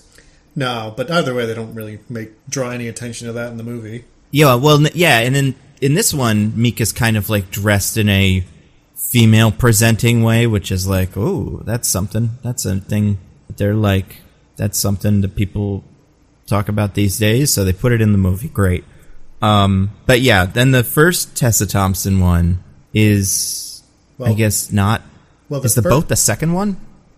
The boat's the second one, yeah. I mean, the first thing that happens, if you want to go full movie chronological order, is with the character everyone remembers from the other movies and loves, and it's definitely seen before, Heimdall's child. Yeah.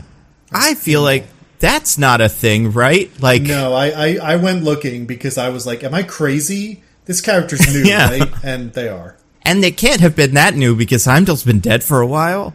So, like, this character, I guess the character's, I would say, maybe 10.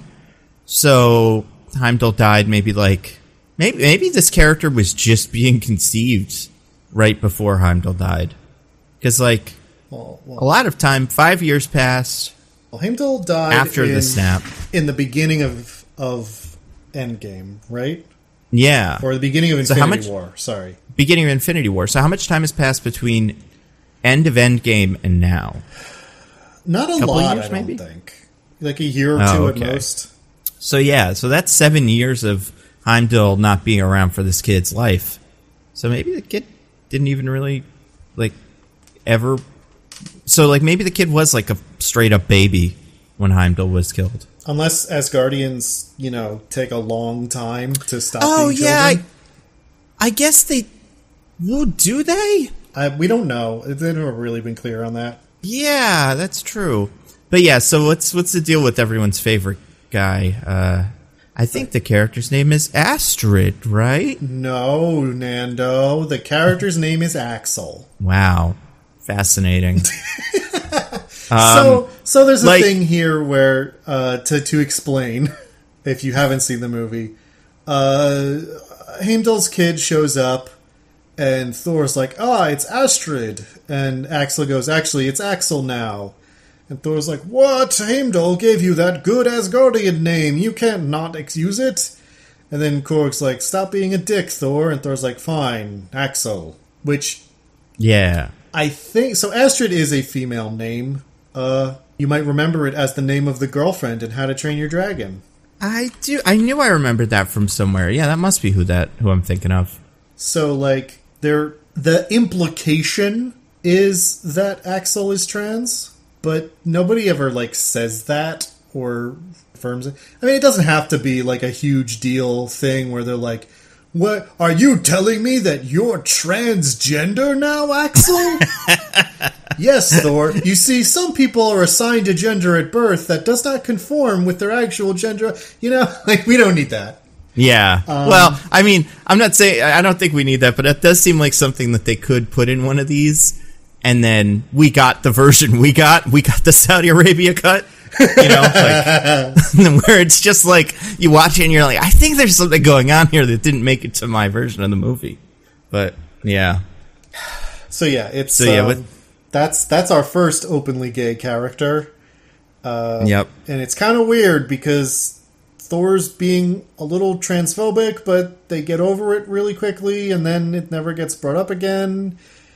I guess it's fine. I don't know. It's weird. Yeah, it's weird because Thor's being transphobic, but he doesn't seem to know it, or like, not like he doesn't seem to know it, but like you're saying, his issue is like, that's not an Asgardian name. That's a rock star name. That's not cool.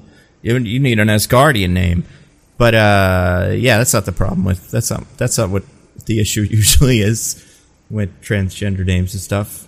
So it's kind of like a weird, like, metaphor, I guess, kind of thing. I don't know. Feels like a reach. But that is the first one of these. All right. Now, and then what's the second one? I know 2 Valkyrie ones. Are you thinking of any others? I guess that there's one line, there's one thing that she says about Jane that I was like, yes, that's the first one. Oh, okay. Then I have another one that's not that either. So what's your first one? So my first one is, when they first get to Omnipotent City. Is that from the comics? Because it's a bad name. It is. Yeah, it's where the gods hold. I don't even know if it's where the gods live. They go there in that comic, but I feel like it's more of like a place where the gods... Because I think in the comic, Thor just goes to a library in Omnipotent City to, like, Google some stuff. It's more like a gentleman's club. Yeah, he goes to the Jedi archives because that planet's not supposed to be there, like that kind of thing. But yeah, does he first consult his friend who runs a 50 style diner? Yeah, he should. They could probably have a 50 style diner in New Asgard. God, do you know how much better I would have loved Kenobi if Dexter Jettster showed up? Right? I mean, it would have made total sense. It would have been great. I don't know. Is that an actor? Is that a famous actor? That could be hard to get back. I don't think so. Yeah. All right, let's get him back. Let's see what he's up to. Maybe like when all QAnon or something. Oh, no. On January 6th. We can't have Dexter Jettster back in these bad man. But yeah, so Omnipotent City, yeah, it is a real thing. Okay, well then I guess it's not their fault that they were stuck with a dumb name. Yeah. It is. Right, so Thor has some awkward moments with Jane. Valkyrie teases him about it. And Thor was like, oh, are you interested? And she's kind of like, oh, well, you and I have something in common, Thor. Jane. A very, like, it's like a step above the Jurassic World Dominion one. Mm-hmm. Where it's like a little more direct about implying that you like women, but not a lot more. Yeah. And I read it in that moment. I think it could be read in that moment as like she's just trying to fuck with Thor. Yeah, like absolutely. she wants to bug him. So like I would imagine like there's nothing in the movie that says that the character doesn't feel that way. But I could also see a version of this where she's like, yeah, I don't give a shit about. I'm not into Jane. I just knew that would piss you off, so I tried. There's nothing in the rule book that says Valkyrie can't have a crush on Jane. Yeah. But so the second one of those, the second Valkyrie moment, I was going to say is when after they kill Zeus and they're leaving the Omnipotent City, she like takes the hand of a fair maiden or something. Oh, yeah. And looks at her lovingly and then kind of leaves. That does And happen. it's like, that would have been a place for like a kiss or something if the movie was doing that sort of thing. Yeah, if this wasn't a Disney movie, in any way. She probably would have like done the World War II sailor kiss to her. Yeah. Right? And then there's also that bit, we haven't really gotten to that, like, but we kind of skipped it, where Korg is doing the story of Thor and, like, Thor's whole origin, but not, like, his origin, but just kind of what he's been up to. And part of it is like he's telling the kids, he's like, and Thor, and he says, kisses everyone. He doesn't discriminate. And I'm in the theater. I'm like, oh man, they're gonna do it. He's gonna kiss a boy. That's gonna be interesting, isn't it? And then he just kisses 2 different women. Yeah. Way to go, Thor. The second woman, Chris Hemsworth's real life wife. Yeah. What's her name from Fast and Furious? Elsa Pataki. Elsa Pataki. Yeah. What was her name? Elena in those? I don't know. She was in a couple of them, and then they got Michelle Rodriguez back, and they just tagged out. Yeah. I was like, I'm not in these anymore. Don't worry about it. That was awesome. But hey, she gets to be the baby mama. That's true. Yeah. And she's dead now, right? She gets shot in one of them? Right, she gets killed in the one where she's revealed to be the baby mama. Yeah. To motivate our hero. Yes. As all good movies do. Yes, in all good movies, a woman ends up being killed so a man can be sad about it. Yeah. But yeah, they have 2 moments where like, I was kind of hoping Thor would kiss a boy, or just like a fucking pile of tentacles or something. Yeah. I would have also accepted that. That would have been great. But yeah, he just kissed 2 pretty women. I think one of them was supposed to be like part wolf, but I don't know, just looks like a wolf woman from some video game or some shit. But like Princess. But yeah, so Valkyrie has. Yeah, that's true. It is kind of like that. But yeah, so Valkyrie has like what is kind of a knowing glance at a fair maiden. Then we get the scene that's 2 of these in a row. What's going on there?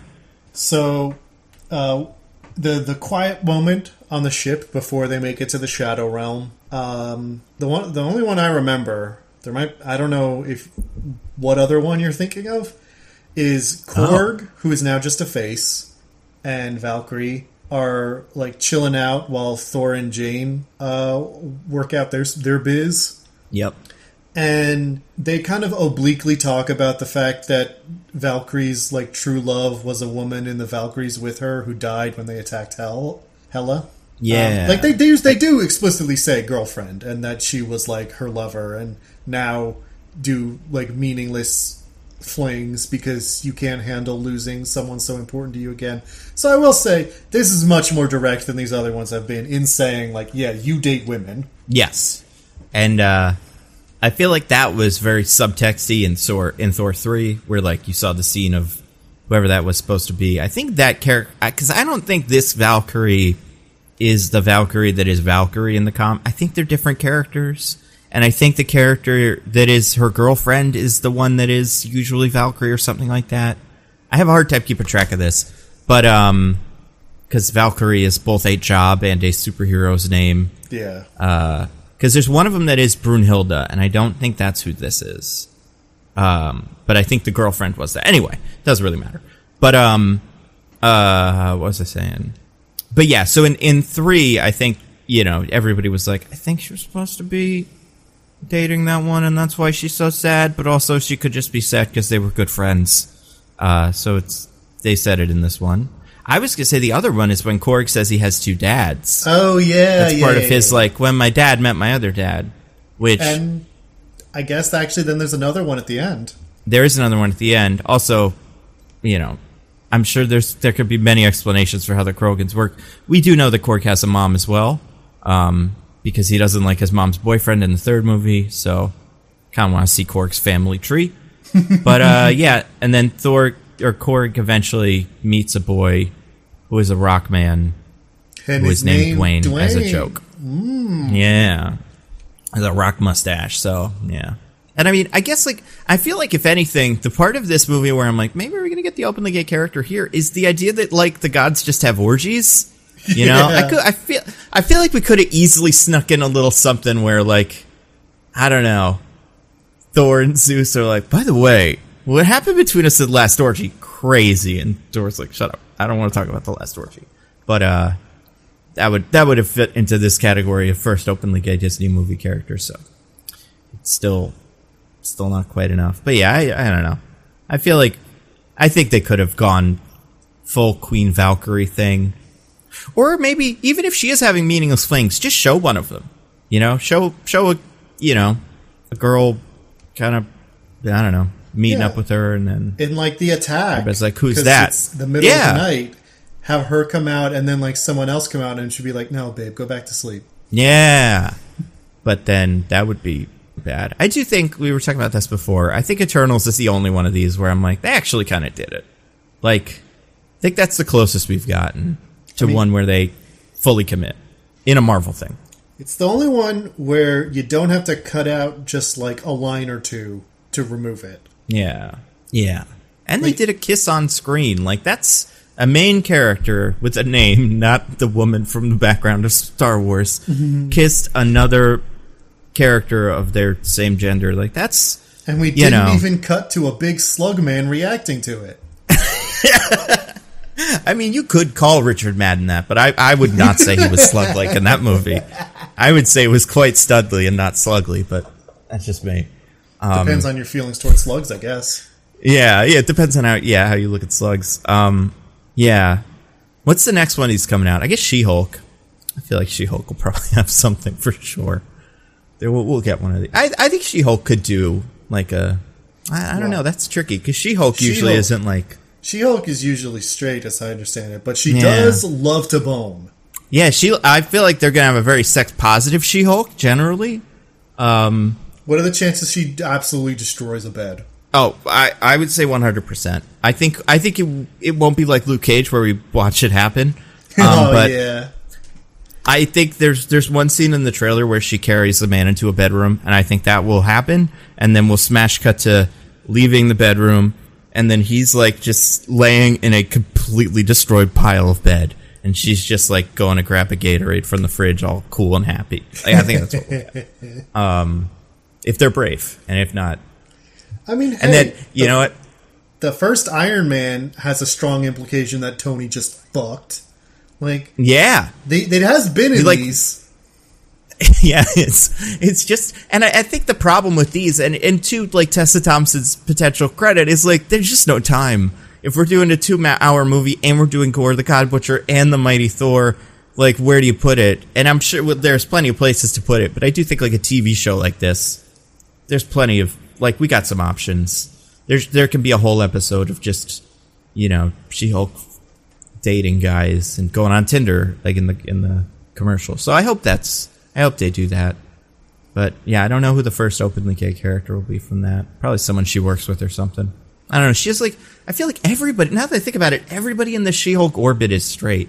Her boss, her friend, her secretary, like, I don't know. I do think, what's her name? Because I've been watching Girls 5 Eva, a show I love. But she was also in Hamilton, one of the Hamilton actors. Really? I don't remember her name. What's the actress's name? I don't know. It's a long name, which is why I'm like, it's some Renee Elise something Goldsberry. There she is. Oh, she's in there. She was Eliza. Yeah, so she is in She-Hulk, I believe, as probably like a friend or something. So maybe it'll be her. I don't know. But yeah, Thor movie, man. A lot of that. Could have kissed a boy. That would have been cool. Or a big slug. Disney are cool cowards. Too. Yeah, cowards. And it's like Thor's the one who's supposed to be going to orgies and stuff. Like, this is the one where you don't even really have to like go out of your way. Just have some legend or something that it's like, yeah, that thing that you read in Norse mythology did happen. He did that one day, and he liked it. But no, they can't do it. Speaking of Korg, we got to talk about Korg. What is Korg? We need to talk about Korg. We need to talk about Korg. Korg is just a pile of rocks with a face? Well, no, he's a face with a pile of rocks. Right, yeah, that's true. Does Korg not know that? I guess he didn't. It comes as a surprise to Korg. And, like, doesn't seem like that would be how that would go. Maybe no Krogans have ever died. It's just never happened, and he's the first one. Well, Korg has always seemed to kind of go through life as if an infant, a child, a mere babe. Yeah. Like, a babe, as it were. Things just happen, and he's like, oh, all right then. Well, it's that, or he, like, describes them in excruciating detail as a joke. like a fun little gag. But, yeah. We did see a Korg, because Korg is a Krogan. We did see a Krogan get killed in Thor: The Dark World. In the beginning of that movie, and Thor just absolutely turned into a big pile of rocks. So if that face is just sitting there underneath the pile, nobody knows to look for it. Maybe it's not as chatty as Korg, so it's just like solemnly gonna be. But Well, in the end, Korg says he regrew his body, so I guess eventually the face was fine. Yeah, so is Korg immortal? Well, I imagine if you destroy his face, then he dies. It's just that Zeus hit the thunderbolt in, like, his center. Yeah. Zeus has to get it together. I was glad, though, that Korg... I was kind of actually happy for Korg to die. When I thought he did die for a second, I was like, that's a good place for this character to end. And then I think I'm about done. And then it's like we have a loss to make Thor be mad at gods and everything. Yeah, but no. It's got to keep going. It never ends. If they hadn't committed to another death, I would be more mad about it, but they did, so I'm like, all right. Well, you did one at least. They did the one, but then they also do a fake-out death with Valkyrie, too. Or not like fake-out death, but something that certainly seems like a death for a second. And I definitely did not want her to die in that moment. Not because I thought it would be, like, partially because I was like, oh no, I like that character, but also because I was like, we have not done enough with her. This feels, like, kind of cheap for her to go out, like, in this moment, especially without finding her queen. But with Korg, I was absolutely let down. We have mined every ounce of Korg fun, and I'm happy to see him like turn into a pile of rocks. Well, it does end with the implication that he and Thor aren't like traveling anymore. Like that's Korg's true. Off doing his own thing, so there won't necessarily be more Korg in the next Thor. Oh, that's what you say. No, there's absolutely no way. Korg finds a way, and he'll talking. You know what? That'll be the worst. Also, Dwayne will also be Taika Waititi. We'll just have two Korgs now. Oh my god! And he'll be along for missions. Yeah, that's what we deserve. And their little child will also be Taika Waititi. Yeah, but just like a slightly higher voice. Oh yeah, that's what we're getting for sure. Maybe there'll be one scene chock full of Korgs, and then they'll be gone. But do people like Korg? Is Korg popular? I don't think he's unpopular. People think he's funny. Do you think people, if they heard there was no Korg in one of these, would be like, well, I'm not going? I don't know. Like, is he the Minions of this movie? I don't know if I'd go that far. Okay. So, yeah, listen up, Taika. You cannot do Korg. It would be okay. Everyone would be fine with it. But I just don't see it, especially after Thor. And I guess if the movie goes in the direction that the post-credit scene wants to suggest that it will, he should have some beef with that guy. So Korg, I don't know. Korg has some personal stakes more so than Valkyrie or any other supporting character. But speaking of that, let's talk about Zeus. Diggins, you have a cheese on the wheel. I just spun the wheel. It says Zeus is a fraud. What's Zeus's deal here? So I got some nits to pick about this Zeus character. Yeah. So Zeus is like apparently the ruler of Omnipotent City, or at least the head guy in some sense. All the other gods think he's a cool guy and listen to him. And Thor, when they're going to see Zeus, it's like, oh man, Zeus is so cool. He's the oldest and wisest of all the gods. And I'm like, that can't be true. Can't possibly be true. I mean, wisest, whatever. Subjective. Oldest? Yeah. Even if we assume the Earth gods are older than every other god in the universe, which seems impossible considering how advanced some civilizations are compared to Earth, that would still require there to be no pre-existing civilizations, like civilizations that predate the Greeks that had gods. So, like, it should be like Marduk or Tiamat or Gilgamesh, some kind of Mesopotamian god, or roughly contemporaneous with them.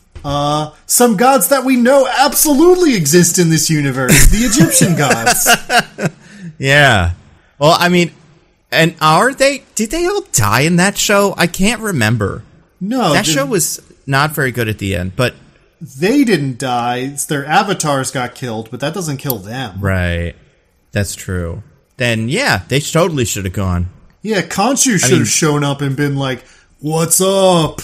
Everybody listen to me. I'm older than Zeus. Look how big I am. I'm even bigger than you thought. Remember when I moved maybe he the was stars? outside and it just couldn't fit him into it.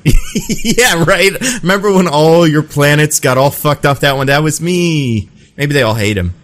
But yeah, you also have Bast, the Panther god, who is apparently there and definitely predates Zeus. I believe Moon Knight implies that it is the same Bast who was worshipped in ancient Egypt, right? Yeah, I think so. Yeah, I think so. Yeah, I think that's right. Yeah, where's that hippo? Why isn't the hippo in the thing? She should have been at the meeting, just quipping about. Her and Korg would have got along great. Also, like, the Egyptian gods in Moon Knight aren't doing super well, right? Because nobody believes in them anymore. Yeah. But nobody believes in, like, true. Thor or Zeus anymore either. I mean, we should. I There's no good I guess better the now. MCU universe believes in all the Asgardian gods now, the people on Earth. Yeah. Because they're like, well, they definitely exist. And I feel like if the Asgardians exist, all bets are off. And you know what? And I think we're going to get more gods in Black Panther from a different civilization that should also predate Zeus. So, yeah, I loved Zeus in this. I think I liked Russell Crowe a lot. I thought he was having a lot of fun. Or Kurt Russell, R.I.P. DJ, who got killed by Por the Pud Butcher. But like, I think I enjoyed his part here a lot. But yeah, it is insane that he is the oldest god and not just like the one who is in charge because he decided to be or something like that. I mean, if he'd said like Zeus, the coolest and strongest of the gods, I'd be like, well, all right. Yeah, that could be true. But he specifically says oldest, a thing that is incredibly demonstrably not true. Yeah. It's it's pretty weird. I mean, I also do think Russell Crowe does a good job in Thor is fun. I'm not Thor. Zeus is fun in this movie. But I'm so mad about calling him oldest. I demand justice for Marduk. Oh, man. We got to get that trending. Hashtag. How do you spell Marduk? Marduk. Justice for Marduk. The patron god of Babylon. Yeah. Let's get that trending. I feel like I've heard that, what's his name? Russell Crowe recorded all of his lines twice. Have you seen this?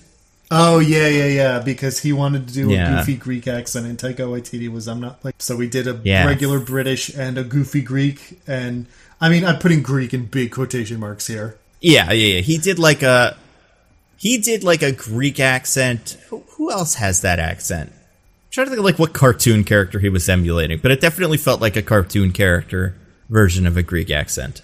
But yeah, Taika Waititi, how dare you? Trust Russell Crowe and his weird character acting, because it's always great. It's the other stuff that's usually not as good. Just don't let him sing. Crowe. Yeah, exactly. As long as he's speaking every line of dialogue out of meter, then you got yourself a good performance. Do you think maybe the reason Taika Waititi was like, I don't know about the accent, was because Russell Crowe was throwing it in with a bunch of other suggestions? Like, what if there's a big Zeus musical number? And I do a song and a dance and... Oh, you said Zeus dies in this one, right? What if he falls off a bridge and his head on some water? Is that a good way for Zeus to die in it? No? All right, I guess not. Yeah, I was happy he was in this. I think I don't know, I just really liked him. He's not quite at the level that Jeff Goldblum was for me in the last one of these, but scratches a similar itch. I will say... And I was happy. As long as we're picking some nits here, I did feel like when Thor threw the Thunderbolt through him and he like fell off and they're like, well, we killed Zeus. I'm like, he's going to be in the post-credits scene. He's not dead. Yeah. Yeah, I mean, I kind of wish they did kill Zeus, because if they had killed Zeus, they definitely would have killed more gods than Gore did in the movie. But by killing one god, it would have been, I guess, tied. But apparently there were some... On screen, yeah, exactly. There were some characters that were cut out of this. Have you seen this? Yes. So we lost Eitri, was probably going to get killed in a god kill montage. The Grandmaster, I'm not quite sure, because he's not really a god, but like maybe he is. And then Lena Headey was going to be in this as something, and she was also going to get god killed. I don't think they've ever confirmed what she was supposed to be. Yeah, if I had to guess, I guess Hera makes the most sense as like something that just would fit right in. But yeah, it's a bummer because I don't know. It just seems like it would have been fun. I do think the movie was missing some more god butchering. Yeah, and I could have done with even butchering a few more gods. And I liked the bit where he killed the god who, you know, was nice and played with black holes and stuff, and we like stood next to his corpse and sobbed. I could have done more of that too. Maybe like just seeing a bigger trail of god destruction. But it did seem, I feel like it made that whole part of the movie feel kind of small. It felt like he was butchering the gods, but really he was Gore the child stealer. And that was really the problem with him. And the god butchering wasn't great, but like, if you try to get the kids back, he's going to butcher you. If you send gods, they will get god butchered. It's like that's not why. It's kind of a coincidence. He was like god butchering for a while, and then he fought Sif, and Sif was like, oh, you'll never get to eternity. And he was like, hold on, what? What's that? Yeah. I get a wish? Oh man, that'd be way faster than what I've been doing. Yeah, it's funny too because he really does go like, I'm gonna do this eternity thing, and it's like, I don't think you're running into any resistance at this other thing. Like you're crushing it, Gore. It doesn't seem like you need to do this. I understand it definitely is easier, but like, I don't know, have fun. You're having fun. I think what you're doing is great. I think of Gore. I think we can all agree that a character who goes around slaughtering unelected tribunals of people who hand down decrees contrary to the will of the majority, and we have to abide by them because of their incredible powers. You know, I think there's sympathetic elements to that.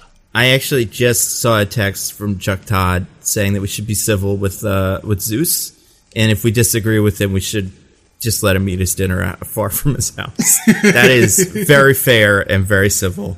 And you know, clap our hands. Yeah. We're done here. That's how they play that game. All Black the Necro sword is a tool of Antifa. We can't. Yeah, it really is.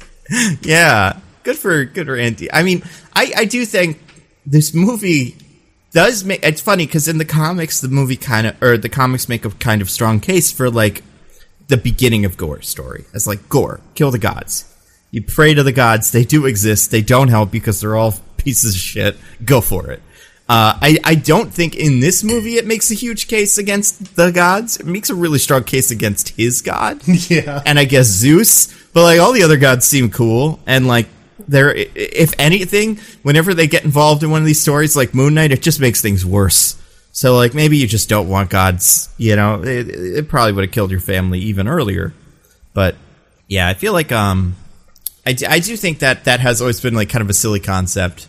But I like that they just went, like, I don't know. I like that they went full god and, like, had Zeus. And, you know, I feel like there were a lot of gods in the background that I didn't really get a great look at of that shot, but like I bet somebody who studies gods for a living, this just blew their mind. A godologist. Like, holy shit. Yeah, they love that. I did see one thing. I don't know if I haven't seen anybody talk about this. I saw one character in the background of that shot that looked like someone wearing a big giant mask of Stan Lee. Did you catch this? No, I did not see that. I don't know if this was like their attempt at a Stan Lee cameo or if I was just going like, maybe that's what that is. But it's like right when they enter the big, you know, Star Wars council room thing, and they're just all over there, and there's one far left, and I remember being like, that looks like him. Got only a couple more things on the wheel, so I'm going to spin it again. It landed on, speaking of gods, I want to talk about Valhalla. Okay. That exists in this movie. Yeah. A god goes there. Gods go there when they die in battle. Yes. Just the Norse gods, I assume. I would think, right? Because they're the ones who believe in it. But you don't go there if you die in battle, but later. That is one thing that Thor brings up with Sif. If you die of injuries from a battle. Yeah, which, like, that's a real distinction without a difference. Valhalla god, whoever's in charge of this. Also, who is in charge of Valhalla before Odin's dead? Is it just up and running? I think, yeah. Is there, like, a god of Valhalla? I don't believe so. Sure, it's just self-sustaining. That's interesting. But yeah, so Valkyrie goes there at the end of, or not Valkyrie, Jesus. Jane goes there at the end of the movie because she does die. We haven't really, I think we've kind of said that, but like she doesn't make it through the movie. She dies. Which, like, interesting choice. I was surprised that they did that. Well, she did have the powers of a god, significant portions of the movie. Oh yeah, I'm not saying surprised that they did the Valhalla thing. Surprised that they killed her at all. Like, that felt like the... Yes. I was very confused, but not confused, but that took me by surprise. So, I understand if it's like, oh man, we're killing another woman for a man's pain. Like, yeah, that sucks. Like, if we could have had more Natalie Portman being Mighty Thor, showing up in movies and stuff, that would have been fun. At the same time, I do appreciate, because these Marvel movies are often so consequenceless, that whenever they actually do something that's like, oh wow, a character experiences real loss and doesn't have something now, I'm like, yeah, I'm glad that we're actually doing that for once. So, well, yeah, and especially if we're doing the Jane Cancer story, I feel like there's two options here. It's either she gets better via magic, which we can't do that. That's stupid. Because then it's like, why are we curing? Why aren't they curing all the cancers? You have to be friends with the god? I think the way they play this in the books, because actually we were talking about this during book club, because it is confusing. I think she got the cancer, did die, but then was reborn like immediately after or something like that, without the cancer. So like that's why there is a Jane Foster currently, but that's not something is dealing with still. But like, you can't do that in a movie about this. So, you know, if the decision the movie makes is like, we're gonna have her have like super terminal, like whatever, brain cancer, then this is how you end that movie. So I do think there's a big difference between this and killing Elsa Pataki in a room to make Vin Diesel sad. I agree. She got to be in the whole movie beforehand and do cool stuff at least. Yeah. And you know, I don't know. I think there's something to be said. I mean, I understand, because I saw an article today. I imagine you saw it too. That is the like, "Hey Marvel, stop killing all the women" article. Have you seen this? I actually hadn't. No, I was just thinking. Oh, yeah. It was like, I don't want to say it was Variety. I don't remember. Some like one of those, you know, websites had like an opinion piece that was like, all the women in the Marvel movies die, and it's annoying, which I understand that, especially post-Wanda in Doctor Strange, although there's no way in hell she's dead, but like that's what the movie kind of wants you to believe. You know, I don't know. I do think when you get down to it, it's pretty like, it feels, I'm trying to think recently kind of who has consequences in some of these recent Marvel movies, because one of the things they cited was Ajak dying in Eternals, which sure, that is a death of a female character, and then Aunt May and Spider-Man. They're all kind of like as isolated incidents. I'm like, yeah, I see it. When you look at all of their functions in the story, especially this one, I'm like, I don't know, I don't see another way for doing this story and figuring out a way to end it. And I also feel like she could probably come back to, like in the comics now, Jane is the Valkyrie whose job it is to like bring people from hell or from heaven or from like escort people through the afterlife. So I feel like if they want to, that's going to be how she shows up in another one of these and just decides not to be in Valhalla anymore. So I mean, that is, I don't know. So I mean, that is kind of how these things work sometimes, though, where it's like every individual instance of a thing is fine, but the fact that it keeps happening becomes a problem, which I understand. Mm-hmm. And again, like, I completely sympathize with the argument of like, oh man, we're killing another woman character for a man's pain. But I think the difference for me on this one is that she does have a kind of her own arc and her own thing going on that plays out through the movie and ends with her death in a way that is not just fulfilling Thor's arc, but also hers. Yeah, for sure. Thor has an arc that is interesting too. Like, I do think I forget when you get the first instance that it's going to be about kids. That was interesting. I think it's during the way it ends. The montage where Korg is like, Thor started thinking about the future. Yeah, that's right. He like sees a baby in a window. Yeah. That was interesting. I think that's just an interesting, like I was not expecting the movie to end there. with Thor taking this child who, I spun the wheel again, it landed on this, the Eternity baby. So, yeah, we have a baby now, a little child that is, I guess, like Gore's child pulled from the hell or heaven that her god would have put her in were she to die. According to their god, they don't go anywhere when they die. They're just dead. And that's true. Huh. Do you think the gods get to pick? Or do they just none of them give a shit? No, I mean, the Asgardian afterlife seems to only apply to the Asgardians themselves, right? And the ancestral plane is very specific to the kings, although the Moon Knight afterlife feels like it's for everybody. The Moon Knight afterlife is for everybody, and I guess maybe people who worship the Norse, the Asgardians, would also go there, but like nobody actually does that anymore. Yeah, I wonder if you go to New Asgard, there's a lot of like people, you know, like dressed like you know, people who watched all the Viking shows and like dress like Vikings all day, and all the actual Asgardians are like, ugh. These guys, like from New Jersey, just walking around like. It's not even accurate. Vikings. Yeah, like, I bet that's the thing. We didn't wear horn helmets. But yeah, so I think the way to end this movie, because what's his name? Gore makes a wish on the Dragon Balls and brings his little daughter back to life, and it's the little Eternity child, which, like, interesting. Named Love. Is that what Thor named her, or was her name always Love? I couldn't figure that out. I was not sure. Okay, because I mean, a crazy, like, my name is Gore, and what's my daughter's name? Love. I mean, those are two different names. I think she is old enough that if Thor was like, "I'm giving you a new name," she'd be like, "No." Yeah, that's true. She'd be, my name is Astrid, and he'd be like, perfect! This is what a woman's name should be. Society has become too woke. Like, you can't name your kids Astrid anymore.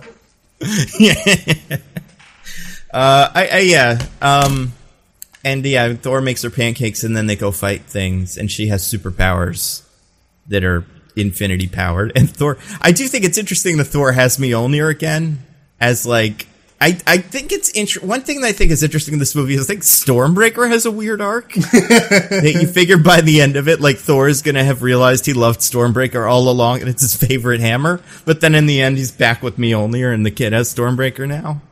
I'm like, yeah, that like, you can see the hammer throughout the movie having an existential crisis, just never gets resolved. Yeah, I liked that, honestly, the whole Stormbreaker being jealous.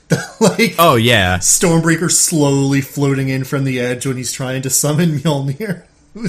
And that's the humor that I think really, like, does work for me, that Taika, like, I guess does well, but just, like, that I think Hemsworth is able to sell really well. That, like, that moment where he's like, oh, hey, you, like, he's just really funny. I've heard people say it before, and I've probably said it before, it sucks. He shouldn't be handsome and funny. It should be illegal to be as funny as he is, and as handsome, because he's very funny. But yeah, that's just how it happens. Yeah, it should be an inverse relationship. Only uggos should be allowed to be funny. Absolutely. Especially, like, and if you're Thor, it's mean to flaunt, like, if you're Chris Hemsworth, it's like, at least pretend to be bad at it. It's kind of all some of us have, you know? Like, yeah, you could could be funny in your personal life, but don't be funny in movies, making us all have to watch it. Exactly. Yeah, what'd you think of the Eternity love thing? I mean, it was fine. I think it was a good way for the story to end, where, again, I always appreciate when these movies change things and have consequences and stuff, so him kind of, like, realizing his purpose and, like, filling the emptiness in his life, not through a relationship, but through raising this child. I was like, oh, okay. That's not what I was expecting, but it's nice. Yeah, I agree. And also learning to still love someone but accept their loss was another thing. Because, I don't know, I felt like throughout the movie, like, in the moment when he is talking about, he's like, Jane, I realize that I do love you. I want to feel shitty about you.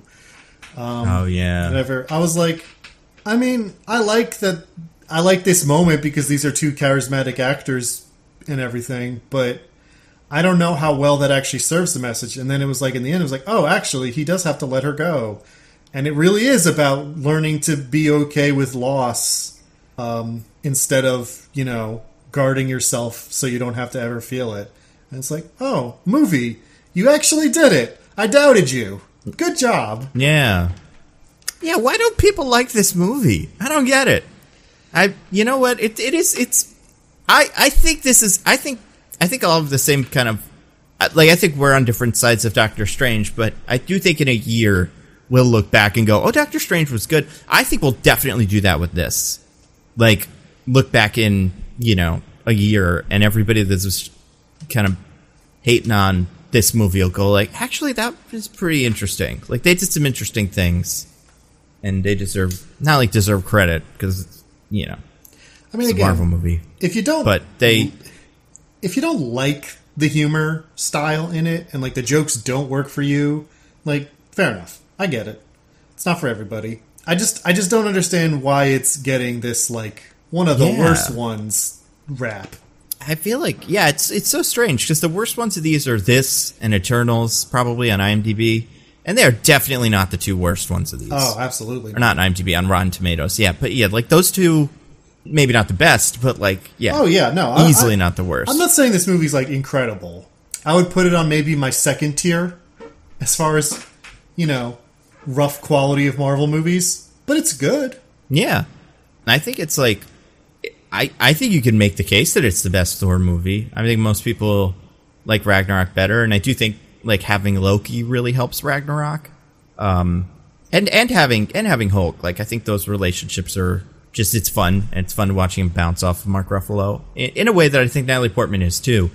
But yeah, like, I understand people that would say, like, I think Ragnarok is doing what this movie is doing, but I vibe more with that.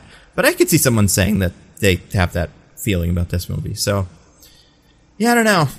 But the most important thing, Diggins, I spun the wheel one last time, is the post-credit scenes. And mostly, we've already talked about it, but what is Jercules here? We got Hercules. Do you think, first of all, we will ever see him again? Nando, I think you mean Hercules. Oh, he is. I don't mean Huncules, in fact.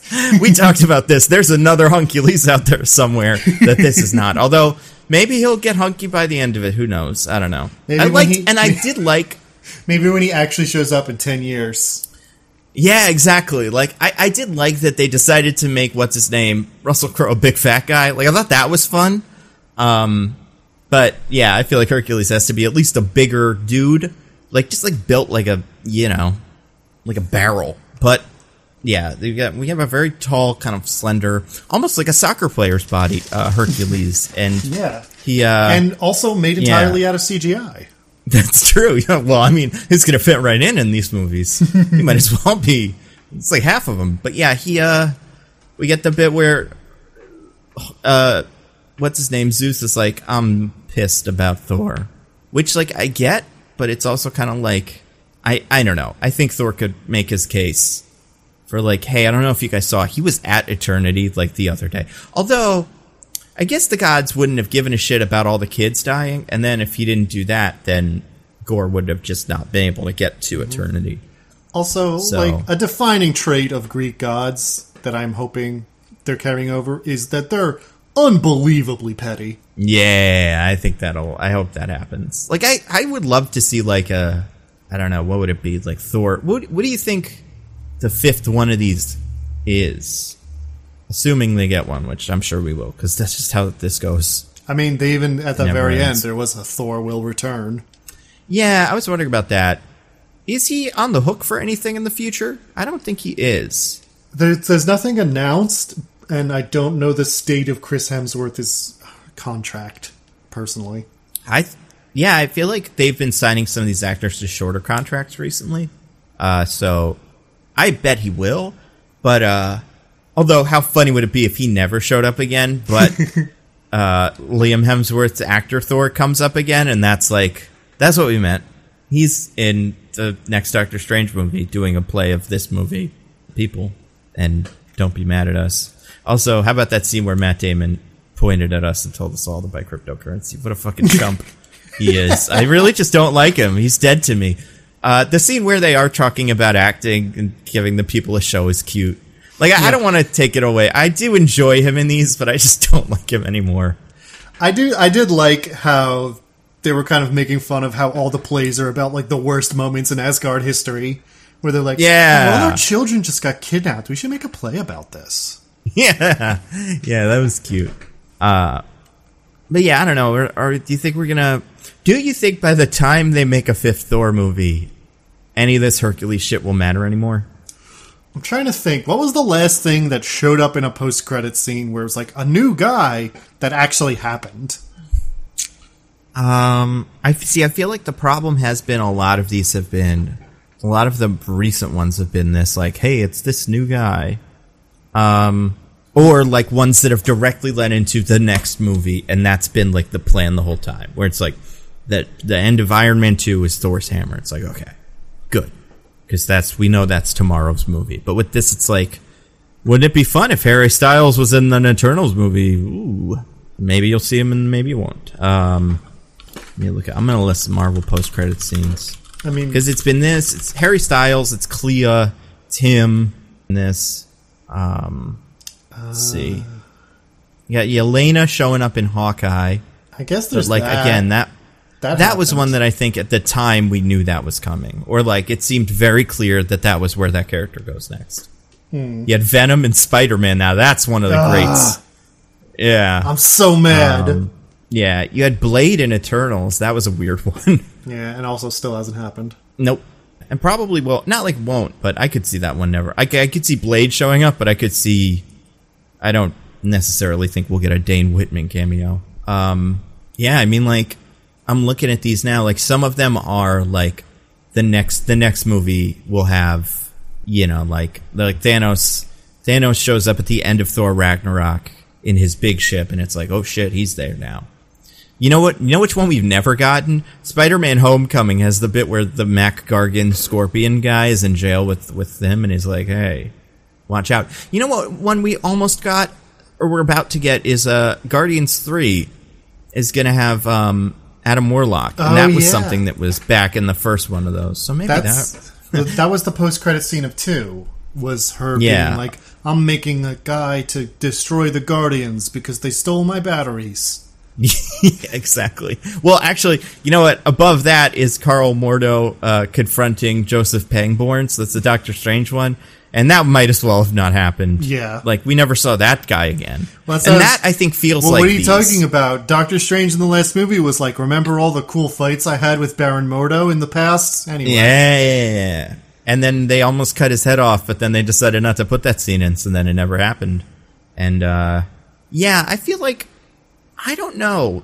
I guess when these don't feel like something that is clearly the logical next step, I could see it not happening. Like, oh, and then there's the shows, and the shows really haven't, like, none of those things have matriculated yet. I think the problem is that when you're doing like a called shot like this, where it's not going to happen for a while, it's like the thing's not even pre-pro yet. And when we start writing it, it might be like, well, we have different ideas that this guy doesn't really work with. Yeah. We'd rather do this movie that we've thought of because it feels like the right next step. And they're like, and I mean, to their credit, Marvel apparently isn't like, no, you got to do the thing we said, because I think that would make for worse movies probably. But it does make these post-credit scenes very silly. Yeah, and it feels like with him, more so than Clea and Doctor Strange and Eternals in the, this one could be them going like, this actor's playing this character, but he might show up in something else, so, like, keep your eyes out. Because, like, you know, who he hangs out with a lot is She-Hulk. Him and She-Hulk have, like, a thing. What if he shows up in She-Hulk and, like, every other post-credits man is like, yeah, I looked for Thor for a while, I couldn't find him. Anyway, now I'm just hanging out. Yeah, I could see that for sure. I remember... thinking that if they did this with Ares, that would feel like a very like Dark Avengers kind of tease, but since it's Hercules, I don't quite think that fits. But it depends on what they decide to do with this Hercules. I don't know. Yeah, this Hercules might be a huge dick. Fine. Yeah, it could be. The guy in the football show is like he just yells "fuck" all the time, right? I think that's what his deal is. So again, never watched Ted Lasso, but he has a heart of gold because it's Ted Lasso, so he like is redeemed. But in the beginning, that's kind of what you know from him. Well, his heart could be made of anything, considering he's made of CGI. That's true. And it would be made of gold because he is a god, so he would bleed gold heart blood. Mm-hmm. So it's all coming together. Yeah. All in all, a great movie that I think... Let's do this. I want to add a new segment to the show. We decide what DJ would have thought of it. Since he's dead, from Por the Pud Butcher, what would DJ have thought of this movie? Until we get to eternity and manage to wish DJ back into existence with superpowers. If. We'll figure it out. I don't want to commit to any wishes right now, but it's definitely on the whiteboard of potential wishes for when we get to eternity. But you never know. Yeah. I think he would have liked it, probably. I don't know. Yeah, I feel like DJ's in on the Taika Waititi style of humor, right? Yeah. I think it would have to be pretty bizarre. Or like, there would have to be a really specific reason why a movie that we're both like, yeah, it was pretty good, DJ is like, I hated it. I don't see what that would be. It has happened, yeah. I could see DJ not loving Taika Waititi, like kind of getting Taika Waititi to like Taika fatigue. Yep, exactly. Very good. I could see that, but I don't think it would ruin the movie for him. And you know what? I think in fact this movie might hit a little different for DJ in a way that would make him love it even more. You know, because he was killed by because he got butchered by Por the Pud. Yeah, yes, exactly. So yeah, I feel like DJ probably would have liked this. He'll see it in a couple of months when it comes on Disney Plus. Years, and maybe even then. Yeah, so that'll be great. So. Speaking of things to recommend to the fine people, do you want to get to our classic segment? I would love that. What would we like to recommend to the fine people? Should we also recommend something from DJ? Like, make something up that DJ liked this week? Well, there's one very obvious thing we could recommend, although I don't know how much he's enjoying it. Yeah, I don't know about that either. What else? What would DJ like? What came out? I don't know. Do you think DJ would have liked, like, Miss Marvel? You know, he would have liked that show? I haven't finished it, so I don't know if he would have liked the ending or not. I mean, it doesn't really, like, do anything that exciting. Like, not, like, exciting, but I feel like it's kind of what you expect. On the extremely curved scale of Marvel show endings, how is it? Yeah. You know what it is? It's not a bad ending. I do think you can feel, and I kind of posted about this on Twitter after I watched it last night, you can feel the parts of it that weren't supposed to be there or were supposed to be kind of different, where they had to write in some sort of, like, plot device that didn't exist, but had... Because it felt like there's some things in episode 4 specifically that are like, there's no way this was in the original cut of this show. And I feel like there were some things that happened in it. I'm like, there's no way they're talking about this in the original version of this scene. But otherwise, it's fine. I don't know. She's good. The bad guys are insane. Like, some of the worst Marvel ones. Right up there with Hayward from whatchamacallit, from WandaVision. Might as well be Hayward's sister, honestly. Like, this character who shows up and starts barking out orders. That's low praise. Yeah, it's pretty low. So I think DJ would have liked it. I think DJ would have been like, it's okay. What about you, though, Diggins? Do you have anything to recommend to the fine people? I do. A couple things. One is What We Do in the Shadows came back. I believe I've wrecked this show before. But season 4 just started this week.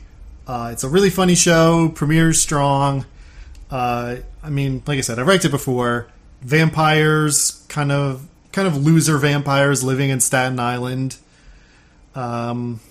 It's a very How could much they be losers if they're living in Staten Island? Yeah, that just doesn't. True. Something about that sentence doesn't ring true. It doesn't make any sense.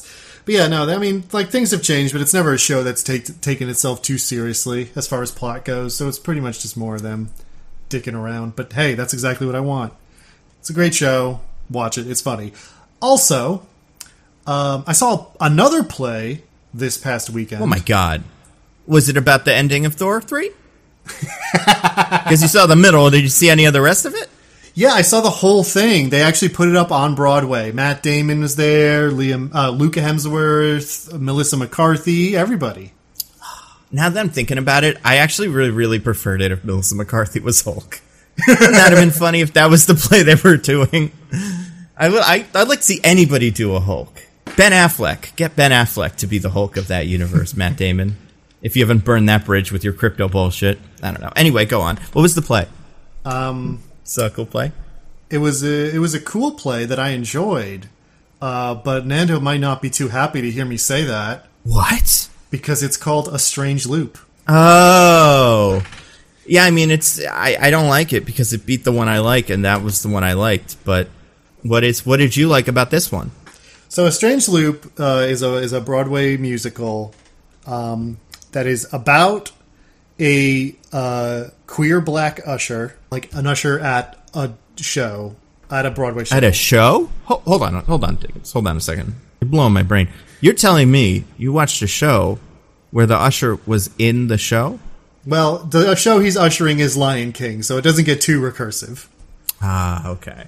But he doesn't start out in the aisle like, here, everybody turn off your cell phones, put his programs back in and walk out the stage. No, that does not happen. I hate Broadway so much. No, Broadway's cool. All right, anyway. So he's a guy. So he's an usher in Broadway. Right, and he is writing his own musical about a black queer usher writing a musical, which is about blah, blah, blah, blah, blah. It's actually not quite as recursive as it sounds. Just exploded. It's really... Is that the loop in question? Well, so it's kind of two things. It is, that is part of it, but also a strange loop is a psychological concept, which is that the idea of, like, selfhood, our self-conception of ourselves, is, like, not real. It's a bunch of signals, like, working together to give us that impression, but is not actually, like, based in anything. But at the same time, the fact that we do have the conception kind of, like, I don't know, I don't understand it perfectly, but basically it's this feedback loop of, like, our self-conception doesn't really exist, but also it does, but also that existing proves that it doesn't, but also it not existing proves that it does. Okay. And also it's a song. I get it, yeah. That the author likes. It's the name of a song the author likes. Which he says like in the show. Real world or in the just real in world. The show? In the real world, but also in the show. Oh, okay. But yeah, it's this very autobiographical thing about the author of the show, Michael R. Jackson. Incredible. Different. Just incredible that Different there's one. another person named Michael Jackson this year doing a play. I know, right? The gall of him or the other one to open up and be like, yeah, this is the year for the Michael Jackson play. But it's about him writing the play, but more it's about him kind of processing, like, his family is very religious and they kind of like, they accept him and they still talk to him and love him, but they kind of don't really accept or approve him being gay. Like all his feelings of like self-loathing that causes for himself and like his problems and the problems it causes him with his relationships. That's really what the play is about more than it is about like the loop aspect of it. Right.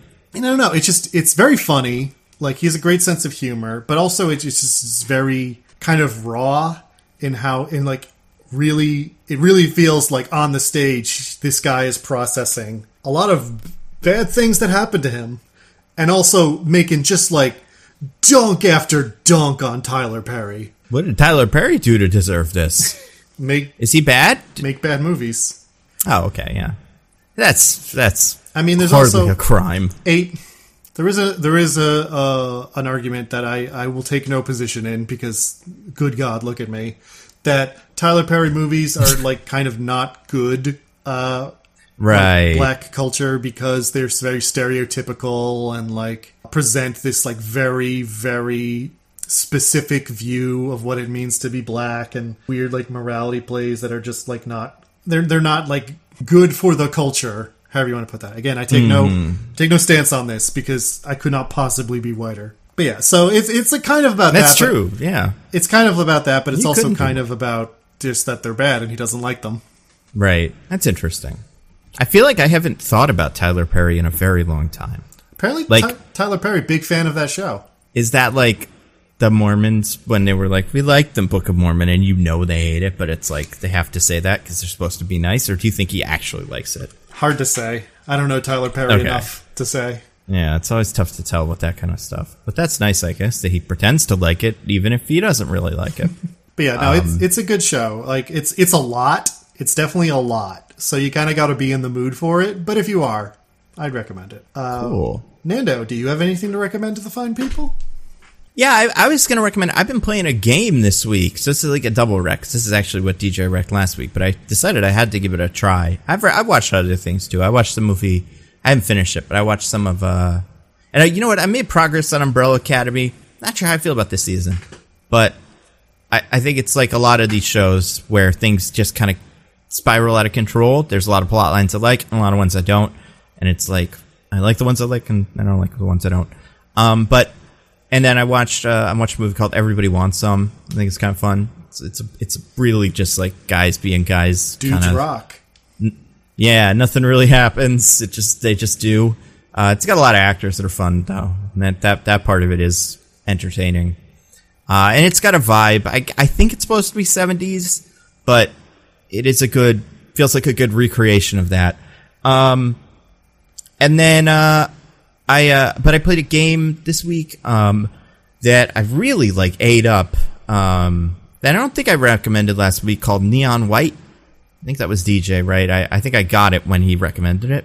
Yes, DJ did recommend this. Yeah, so this game is fun. It's a really fun game where you like have, like DJ explained, there's like little kind of, it's not like rooms because it's outside, but it's like what you'd expect from a room in like a Portal game or something like that, or Mirror's Edge, but it's a little bit more controlled. And you just have to like get from A to B, kill the right amount of demons, which is all of the demons. And you do that by jumping and then using cards that you get from the environment that you can either use as gun or jump, and different cards do different things. And it's hard to explain, but it is cool. And like, it is a very fun kind of game to play. And it could be endlessly, like, I could see playing this game for years with like new levels dropping with, like, it's not a very technically complicated, like, it's not like Portal where it's super confusing and technical. I could see this being something anyone could program, and then just like you make a, you know, level of this yourself. So like, it could be something where in 10 years they're just still going. I don't think that's what they're doing. It does have one of the worst storylines I've ever seen in a game like this. And like, it is the words they speak are the worst words I've ever heard in a video game. Now, I have heard people say, in fact, somebody whose opinion I trust said that that's the point, and it's supposed to be like, as the game goes on, they become like more endearing, and the idea, and because they were wearing masks, is that like their masks come off and then you like those characters. Well, I am way too far into skipping every single word anybody says to get back on this train. So maybe someday I'll watch a YouTube video that like explains what the deal with it was. But man, you gotta be a little bit more upfront with that if you're gonna do that game. Cause like, there was so much of this game where they just all said airheaded anime dialogue, and I'm just like, well, I guess that's what this is. So yeah, I trust the person who told me this, so I'm like, it might be, if you play it, give it a shot, try it with that in mind, see if it's more obvious. But for me, I just couldn't do it. But there's this, you press the F button, you skip to all dialogue, it's great. And so I think the gameplay of it's fun. It's on the cheapish side. I would recommend it if you're into that sort of thing, because it's quite good. And I think it's going to be a game that people like. It feels like Hades in the sense that there's not a lot to it. But once people play it, you get kind of addicted to it, and then you go like, people go, what are you playing? And you're like, oh, it's hard to explain, but it's really fun. And then, you know, kind of spreads like a virus. So, yeah. What are we doing next week, Diggins? That's a great question, Nando. Is anything coming out? I feel like something is. But I guess it would be weird to put a big release after this. I mean, we could do Miss Marvel, but like... We could do Paws of Fury, The Legend of Hank. What? It's about Hank? I've seen I guess it's called Hank. I've seen the posters for this. Oh, it's got Ricky Gervais and Michelle Yeoh, that classic duo. Oh, man. And Michael Cera and Samuel L. Jackson, the other classic duo. Who is this movie for? What the fuck? I don't know about this. What month are we in? July 2022. Let's see what comes out. Yeah. I mean, we could do something from... like a movie that we got recommended. It's true. We got a big backlog now. Yeah, there's a movie coming out this week called One Up. It doesn't look like there's too much. Should we ask those people if they would prefer that we wait till when DJ will also be here? I was thinking about that as well. What if they're like huge DJ stands? I mean, they have to be, right? Like, I mean, yeah. Why else? They've been with us this long. How could they? Yeah. So I think. So then that's a good question. So I guess how about this? Anybody who has a really strong opinion, if you are one of the people that we owe movie debt to, and you're like, I'd like you to do it now, and also maybe you can wait with DJ. Although I do, if you're the Super Mario person, I do want to save that one for later in the year when we get close to Chris Pratt Mario.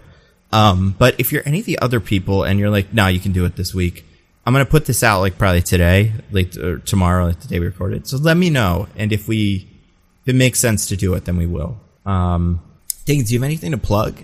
Yeah. I mean, I have my usuals, my newsletter, alittleperspective.substack.com, and I stream sometimes at twitch.tv/thisisanodname. Also, a little project launched this week that is very interesting. It's called Ballads of the Distant Reaches. Find it on Twitter at Distant Reaches.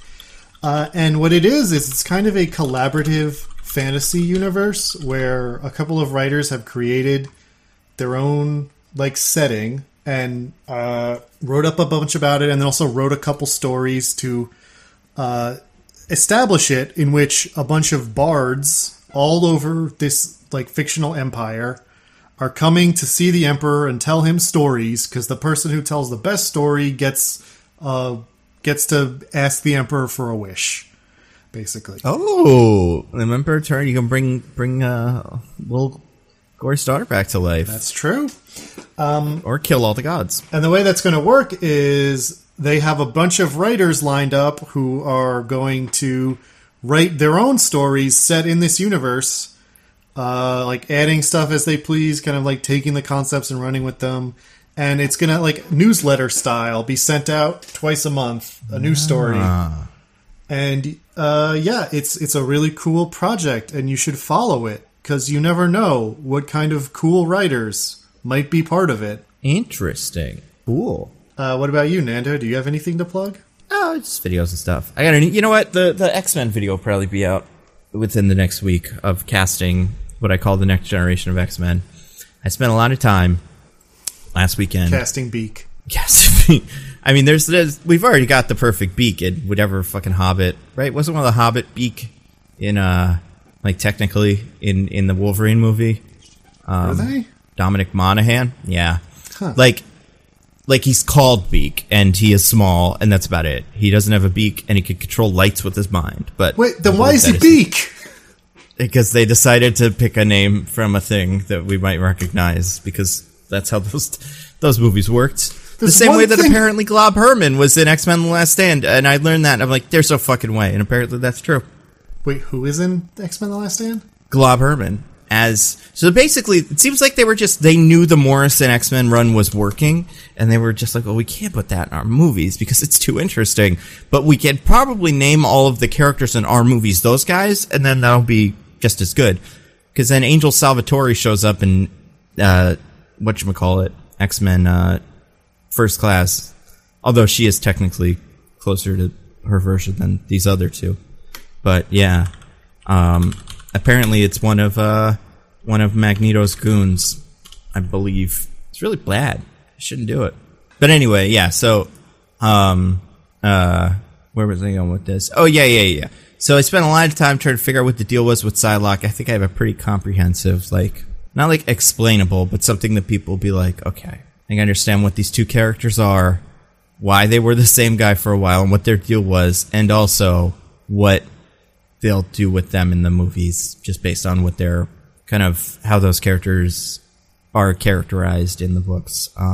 So I do that. That's the video, and then I have another video that goes up with that on Nebula that is casting the members of Excalibur. So it's like the other Captain Britain, Megan, Rachel, and Saturnine, their boss / villain, and that is fun. I like those a lot. I've had some pretty wild, like, not wild, because they're not like, none of them are like wild.